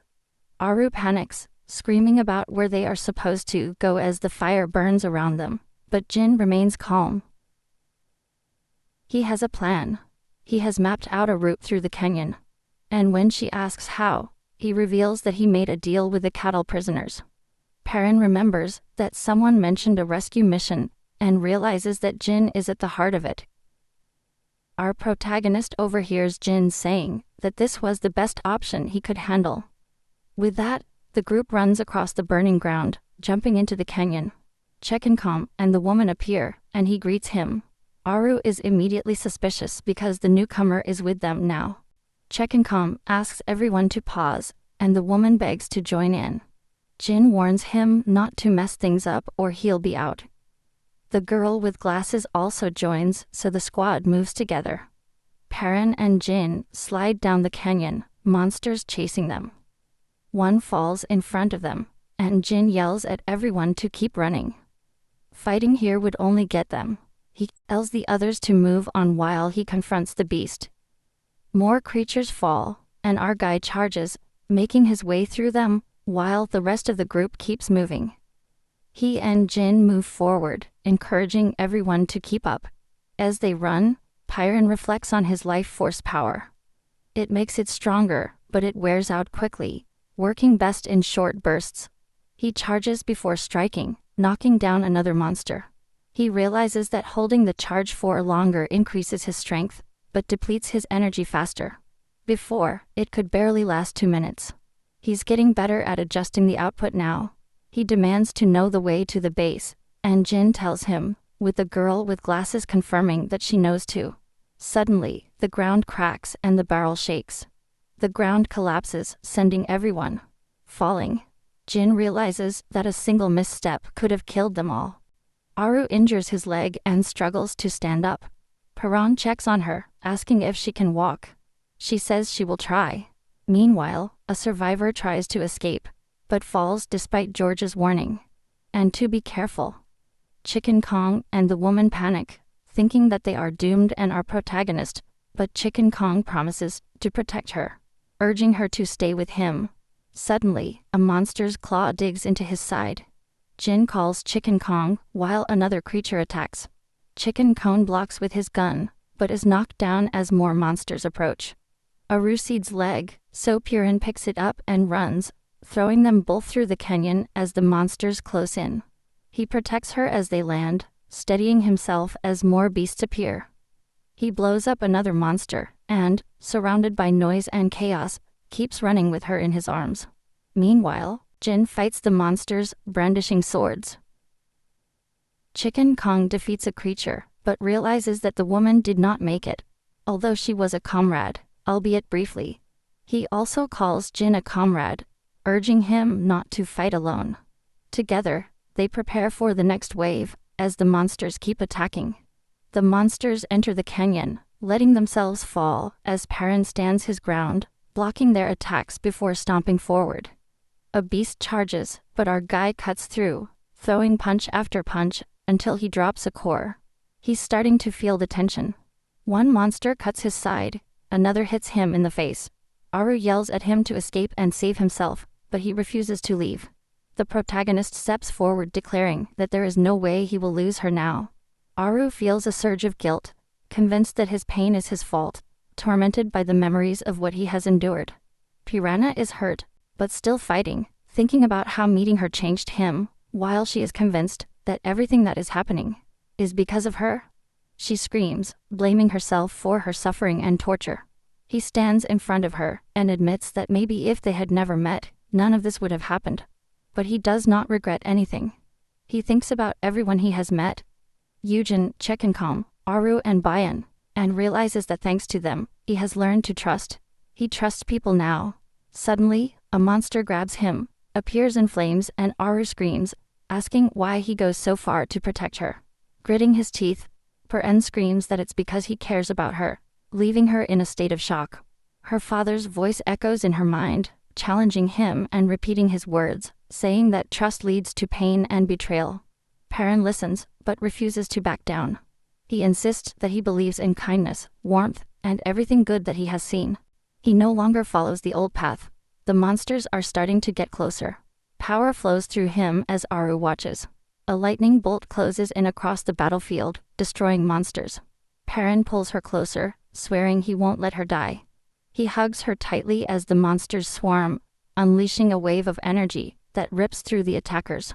Aru gasps as our protagonist overcomes himself, clearing the area of monsters. Exhausted, he stumbles forward and collapses as his body gives way. She runs towards him, calling him by name. Another monster approaches, and Perrin struggles to get up, admitting that he has run out of energy before falling back down. With the creature hovering over them, a memory floods his mind. The little boy stopped, listening to his father's voice warning that his heart would bring pain, and telling him never to go to the surface. His father said that his heart would always draw him towards others and hurt him, so that he would never be allowed out again. But he also said that if Perrin ever decided to pursue his dreams, he would have to become stronger, even stronger than his father. Back in the present, the monster is approaching. Aru watches anxiously as his father's voice booms out. He must become strong enough to face any storm, and go after what he wants. Gathering all his strength, our boy forcefully stands up, lightning gathering around his hand, as his father's words resonate. The sky is the limit. The power erupts when it hits the ground, sending energy everywhere. Perrin grabs the monster's power, his father's words echoing over the force in his blood, the blue flame. He rips off the core, while the enemy repeats, "This is the power of the blue flame." The monster core blinks, while Jin is nearby watching. Chicken Kong explains that he can now detect the weak points, thanks to the experiment they went through. He calls it a life force, insisting that it also exists within them. As the creatures get closer, Jin keeps his distance, while the Mohawk fighter charges. He realizes that Chicken Kong is savagely attacking, instead of targeting vital points. Realizing that this reckless approach will only hurt him, the wrestler yells at Jin to stay behind. He wants to take care of the monster himself, leaving his comrade frustrated and worried. Chicken Kong is hit and falls, but stubbornly gets up again, and dares the beast to try one more time. Meanwhile, Perrin is trapped in tendrils, lost in memories of his childhood, and his father's warnings. She remembers her father repeatedly emphasizing the dangers of life on the surface, and the risks of getting close to people. Our boy wonders why his father never trusted other humans. As he struggles to move, Aru calls out to him. Her voice is drowned out by the echo of her father's words. The bunker is safe, and following the rules is the only way to survive. Perrin remembers pretending to be asleep, listening to his father confess that the real danger is not the apocalypse, it's other humans. He feels divided, wanting to know more about those secrets, but also resenting them. His father insisted that if the world ever found out Perrin's true nature, every human would come after him, because he is different. Memories blur, and a thirst grows as our protagonist's life force weakens. He clutches his chest, and looks for an orb. The moment his hand touches it, the power springs from him. A shadowy monster bursts out and spreads. Aru screams as he clings to the figure. Perrin's eyes suddenly open. He's back. She tries to reach him, but an enemy attack is dangerously close. Preparing for impact, he is suddenly protected by a bright force. Steadying himself, he sees the girl with glasses appear, with relief on her face that she is safe. Jin admits that they can't fight like Perrin can and insists that they need to escape, calling Chicken Kong to move. The Mohawk fighter charges forward, determined to keep the monster at bay. He tells Jin to run, explaining that it's because they are teammates. Jin hesitates, but Chicken Kong's resolution is clear, and together, they run away. JN. He hears the words of Chicken Kong, and he can't quite understand it. Are you really willing to throw away your life for something so simple? He clenches his sword tightly. Suddenly, the arm of a monster swings towards the wrestler. Chatter Mohawk. Jin shouts a warning, and lunges forward, their swords clashing against the attack. He blocks blow after blow, executing survival scenarios in his mind. He realizes that if he left now, as Chicken Kong suggested, he might still escape before the monsters get close. However, think about how Perrin never follows the expected path, and always finds his own. He admits to himself that he has always been just an observer.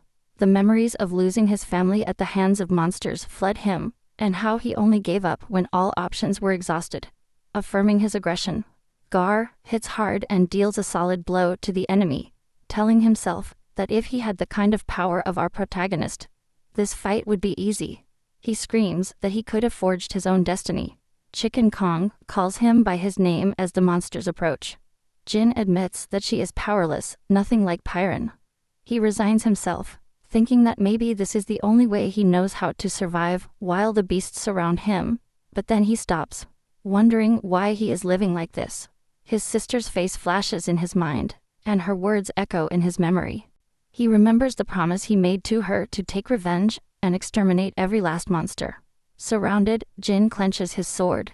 He lunges at the creatures, deciding at that moment that being powerless is not an excuse.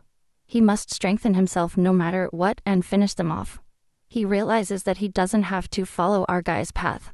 He can forge his own path to live and fight. Facing the monster, he remembers Pepin's advice about channeling power from his fingertips and tries to harness his own strength. He moves forward, stomping hard, feeling something different ignite inside him. Determination turns into strength, and he lets it flow, vowing to destroy every monster. He extends his hand forward. The energy explodes towards the enemy. Exhausted but focused, he draws willpower from his old promise and the memory of his sister. He imagines Pyron at his side, both powers burning and asserting his hand. Sparks fly out of his palm as he attacks the creature's chest.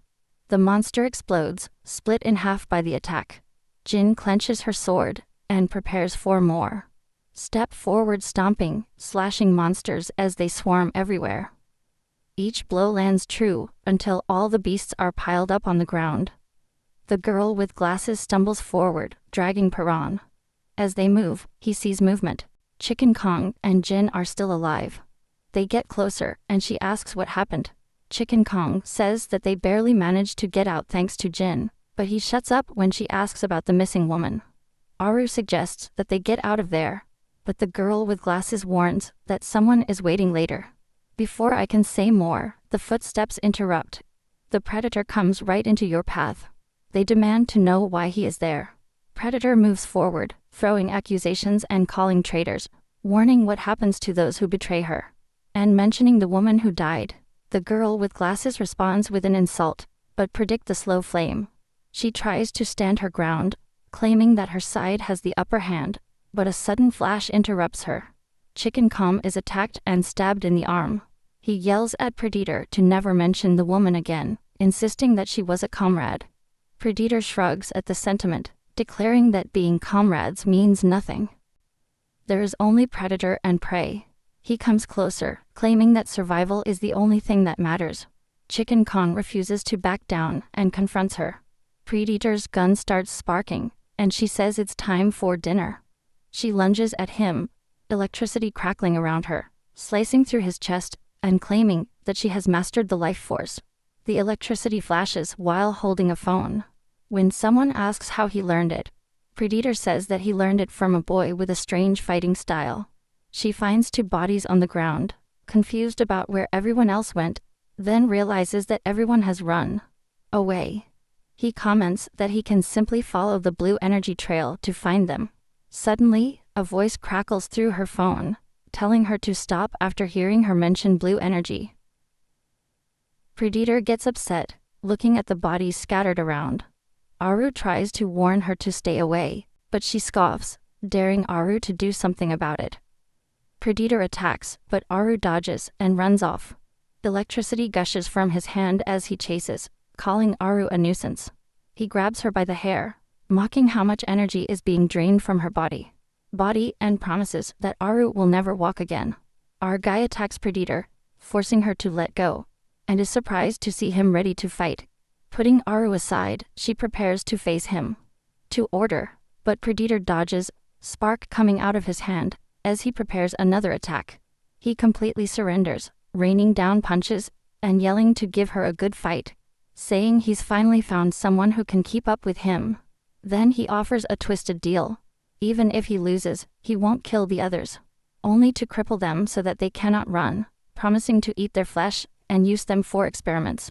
The protagonist gets up, promising to avenge everyone. Aru watches as he raises his hand. Predator demands that he give himself up completely, but then he notices blue flames flickering on his fingertips. He concentrates, forming a sign with his hand, as the blue energy sparks. Predator prepares for the fight. Suddenly, he jumps up, cutting off Pyron's hand, and calling him boring. Pyron lies on the ground, covered in blood, and without an arm. Aru screams her name in terror, The predator stands over him, gun in hand, taunting him for losing the fierce determination he showed earlier. He teases that he once wanted to live, but now he looks empty, his energy gone. Aru clenches his fists and charges, taking her by surprise for a moment. She swings but misses, and the slayer taunts her, calling her a novice and a coward. Aru falls to the ground, but refuses to back down, looking defiant as her enemy tells her to keep fighting. Suddenly, Chicken Kong stumbles, distracted by the movement behind him. He looks back and sees our guy starting to move, looking straight ahead. A buzzing sound gets louder when an insect lands on your head. Stunned, he watches as the bug crawls towards his severed arm. His fingers contract. The buzzing intensifies, and the limb begins to move. The insect hovers over the predator, buzzing around her head. A memory flashes. Paran tries to scare away a bug, while his father asks him what he is doing. He insists that he will not do it again, but his father insists on knowing the reason. The boy explains that the bug was in his line of sight. Back in the present, the predator announces that she has finished playing, and warns Aru that she will end up as our protagonist. She freezes in shock as he starts to get up, confused by his movement. Suddenly, bursts of bright red energy erupt, and Paran's severed arm grows back, monstrous and clawed. The buzzing gets louder as his new arm attacks. Aru watches as the hunter is knocked down, his body now crackling with red energy. He remembers telling his father that the buzzing always felt like a signal, forcing him to catch it and eat it. Paran screams as the transformation continues. Now, towering over Jin, he has become a complete monster, his body covered with red growths. His face twisted and unrecognizable. A huge creature charges, roaring and hitting the ground. Paran confronts her head-on. They crash into each other, and the beast transforms into an orb. He bites the orb, absorbing its power. January sees this and shouts his name, accusing him of being one of the monsters, and then fires a burst of energy. Paran blocks him, his monstrous claws clashing against the attack. He advances, digging a claw directly into Jin's chest, and then tosses him aside. Chicken Kong screams in shock, but our protagonist pounces on him, brutally slashing him. Finally, he turns to Aru, grabbing her with that monstrous arm. He looms over her, and she struggles to free herself from his grip. Paran bites Aru's shoulder, squeezing her as hard as he can. She hits him on the side of the head, making him freeze mid-bite. Aru screams his name, trying to get him out of this, but our guy just growls and starts strangling her. She fights back, landing a punch in his face. The blow shakes him. He realizes what he has done. The sparks of his monstrous transformation begin to fade. Paran stares at Aru, who is lying limp and bloody. He calls her by name, looking at the others scattered on the floor. The girl with glasses yells at him to get away, calling him a monster. He looks around at the destruction, wondering if he caused all that. The survivors watch in shock. One man hiding nearby blames another for not warning anyone, and panic increases as Bam approaches. Paran sees him and freezes, recognizing who he is. As Bam approaches, our protagonist screams, warning 100%, to stay away and blaming him for the chaos. Bayan ignores him and moves on. Another survivor arrives, examines Paran, and asks if he is a monster, but most people keep their distance. Then a hooded man appears. As someone asks if he plans to get closer to, the hooded man simply smiles. Bayan and another person start to help the injured. Elsewhere, a man describes meeting Jin at a looter base and making a deal. He would save Jin if Jin helped to free his friends who were being kept like cattle. When asked, the man confirms that he came from the same place that Paran and his group were trying to reach. Chicken Kong insists that he is fine, though Vijam flinches, suggesting that he'd take a break if necessary. Someone asks if the man came from the place associated with the radio transmission. He says yes and wonders if Jin No has already explained things. The survivors ask about the location and the transmission, but the man says it's complicated and promises that it will make sense soon. He remembers being captured by looters while searching for survivors, then asks Bayon about his friend's condition. Bayon replies that they are alive but malnourished. Attention returns to Perrin when the man reveals that he transformed into a monster and attacked his allies. Others confirm this, mentioning his rapid healing and how his arm regenerated, which surprised everyone. The man expresses relief that he at least managed to kill the predator, while Jin suspects that Perrin was unaware of his monstrous side. The man then says he saw red energy coming out of Jin's body, which seems suspicious. Jin explains that it is his life force. When the man asks what that means, Jin questions how he could not know, considering that he is now expected to fight monsters. The man admits that fighting was not part of his plan. They wanted to avoid attention. A woman says Lest was the voice on the radio, and the man continues, explaining Lest supposedly knows about a weapon capable of instantly killing the dead monsters. He remembers how everything used to sound amazing, but witnessing the battlefield changed his perspective. Kim asks what he means, but the man avoids answering, saying that they will find out eventually. When it is mentioned that he accepted the idea of the life force so quickly, he replies that nothing makes sense. Already, they live in a world where a mysterious planet hangs in the sky and monsters attack every 6 days. Jin wonders if the attacks will ever end. The group discusses how the unannounced invasion began, and the man asks about Perrin's whereabouts. Jin says he's close but keeping his distance. Our protagonist isolates himself, fearing to hurt someone again. The others feel safer with the absentee, although the man says he would not have joined if he had known. Jin explains that they haven't known Perrin for a long time. Later, he tells the girl with glasses to keep Perrin's belongings hidden. When she asks why, Jin says that the newcomers might not be trustworthy. The group agrees to keep their secret. The man, women, expresses the hope that they can survive together. He soon notices that someone is missing, just as the hooded man from earlier takes a step forward. A survivor explains that he helped to transfer the injured. The hooded man approaches Perrin, and someone asks who he is. When the stranger reveals his face, Perrin looks at him in shock. The man comments that the hooded figure is the strangest one among them, noting that he has not said a single word. Jin tries to feel the vital energy of those around him, but he doesn't feel anything from the hooded man, which makes him uneasy. Perrin asks what the man wants. The hooded figure then removes his hood, revealing golden eyes and red hair. Our guy asks who it is, but the stranger just stares in silence. The red-haired figure begins to speak in a language that Perrin does not recognize. He keeps asking what is being said, but gets no response. After a moment, the stranger becomes silent, steps back, and pulls up his hood again. 2 others arrive, saying they've been looking for the hooded man. One of them is about to speak, but Perrin interrupts, asking for Chekwon, Jin, and Aru. Bayan tells him that Chekwon and Jin are awake, but Aru is still unconscious. They assure our protagonist that she is not dead. Overcome with guilt, Perrin blames himself for what happened. He remembers trying to attack and eat Aru, admitting this to everyone. He realizes that it was not guilt or anger that led him to the violence, but the disturbing truth that he enjoyed it. One of the survivors assures him, saying that he thinks Perrin is not the kind of person he thinks he is. Billion agrees, adding that even when Perrin is angry, he is strong enough to resist him. They point out that his kindness and willingness to put others first prove that he is not a monster. Another survivor mentions that they have met real people before, but Jin disagrees, comparing Perrin to the monsters on the surface. Jin reaches out, repeatedly calling him a monster, and challenging him to prove otherwise. He insists that he saw Perrin almost attack another person, and says that he is no better than the deranged woman outside. He accuses him of being a monster inside and out. Billion questions Jin's harsh words. Jin admits that even though she thinks Perrin is a monster, they still need him.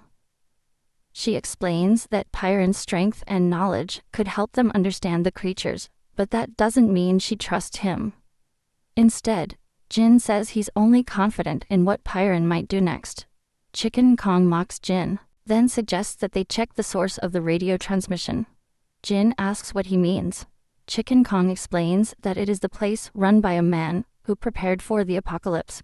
Jin says they are ready to leave, while Perrin hopes that meeting this man can reveal more about his mother. However, he is haunted by the memory of hurting his friends, and vows not to let it happen again.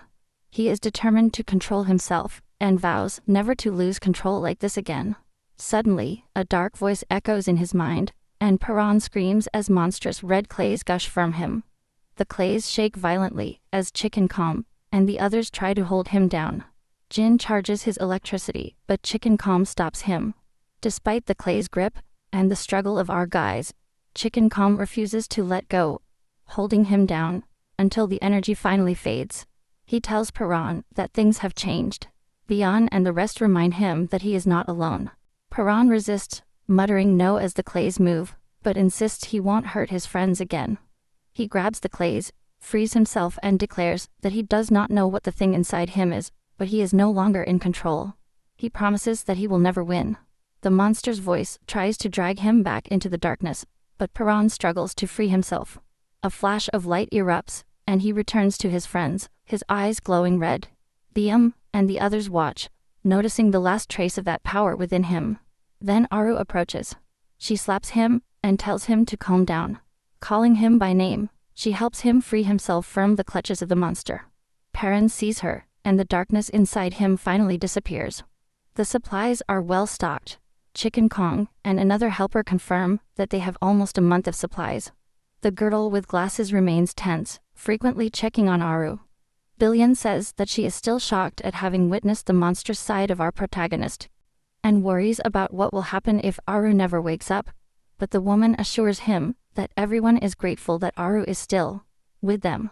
Someone asks when they will return to the base, and another realizes that it has been more than a month since they left. He wants to come back, but Wee says they're almost ready. He introduces Jin Hoi, who did a great job dealing with the looters, and says that everyone is ready to leave. Jin greets the group and offers to take them back to the base. Hua checks it out, but Jin dismisses any concerns. Determined to return to training, Hua warns him about the risks of manipulating his life force, but Jin insists that he is focused on getting stronger and promises not to repeat the mistakes of the past. Oops, he sighs, unsettled by Jin's intensity. The woman who sues mentions that the shirt she made for Paran is now made of cotton. The gun manufacturer points out that at least the shirt came back, then says that he lost a gun outside, but the guns can be replaced. People don't. The woman teases him, and he responds sharply, reminding her that he is doing his part to keep things running. Nearby, the girl with glasses notices that a hooded person is sitting quietly and asks if she wants to learn the language. The hooded figure nods, so he assumes he's not from around here, which explains his silence. She promises to teach him quickly. She asks what word she wants to learn, and the stranger makes a sign for apocalypse. She pronounces it slowly, helps him to repeat it, and he manages to say it. Keep repeating the word. Meanwhile, our guy is training, silently repeating apocalypse to himself, while remembering how Aru's voice brought him back from the edge. He admits that without her, he might have lost control, and there's no guarantee it won't happen again. He knows he can't always depend on her. Every time he becomes unstable, the thing inside him tries to take over. Determined to control his life force, he remembers the last fight, how his power increased, and he felt that he was getting stronger. Now, however, he can't get that feeling back, no matter what he tries. He remembers Aru's touch, and wonders if recreating that moment will help him succeed. Our protagonist decides that he still has a chance. He tries hard, running as fast as he can, repeating that he must protect his people, and become stronger. He keeps going until he collapses, refusing to stop until he can harness that power again. Chicken Calm and the others are getting ready to leave. Oops, he notices that they have reached a dead end, and suggests that it's time to go back. Suddenly, a can falls, making a noise that attracts the monsters.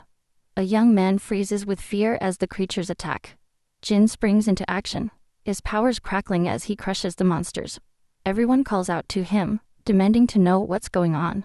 But Jingyu stands his ground, his eyes shining with energy. Energy. A monster, a pointed ball, points at Hua. He panics thinking he's finished. Time is freezing. The tip stops inches from his face. A blue light flashes.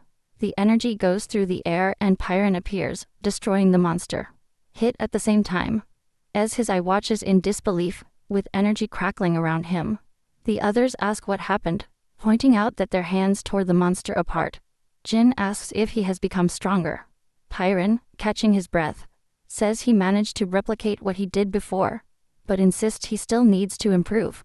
He knows it's the only way to protect those he cares about. Jin describes her next steps. They need to find the source of the strange radio transmission and meet the person who claims to be prepared for the apocalypse, in hopes of getting answers. Later, Perrin sits next to Aru, tells him to keep resting, and promises to get stronger. He continues to train, trying to master his life force. His veins swell, and his eyes change as he strains. Chicken Jinyu and the others watch as his eye takes on a strange appearance. Take back control. Bian Wang calls him, asking him to wait, but Chekwin Kong checks to see if he's okay. Perrin's red eye looks straight ahead as a dark figure appears in his mind, but he insists that he is fine. The group moves through the ruins. Later, someone is walking and finds a broken pair of glasses, surprised at how damaged they are. More people gather, and one gets yelled at for not working, trying to disguise when the leader notices the glasses. The leader is shocked and demands to know where they were found. The person says they were lying on the ground, but another recognizes them by the chain and suddenly urges everyone to leave, insisting that it is too dangerous. You think it's a stroke of luck, and you don't understand the urgency. The leader explains that the glasses mean that their owner is still alive. Another says they saw him before, remembers seeing fruit and signs of a fight, and says they should warn others. A figure comes out into the sunlight, and everyone realizes that he is the man they are afraid of. The terrified man panics as the figure approaches. Perrin's father shows up and tells them to try to report that he is alive. The frightened leader tries to joke, but the older man grabs the glasses. The terrified one stutters, and then screams while the others freeze. A man pulls out a knife and demands to know who Perrin's father is and if they were being followed. He ignores them, mocks the questions, and says it's his bad luck. He takes a step forward with his fist glowing blue, and says that now that they have seen him, they will not get out of this. The group realizes that only one person possesses that blue energy. Someone shouts that they are trying to prepare for a fight. Perrin's father smiles and releases a burst of energy, lashing out at the group, and announces that this is just his warm-up.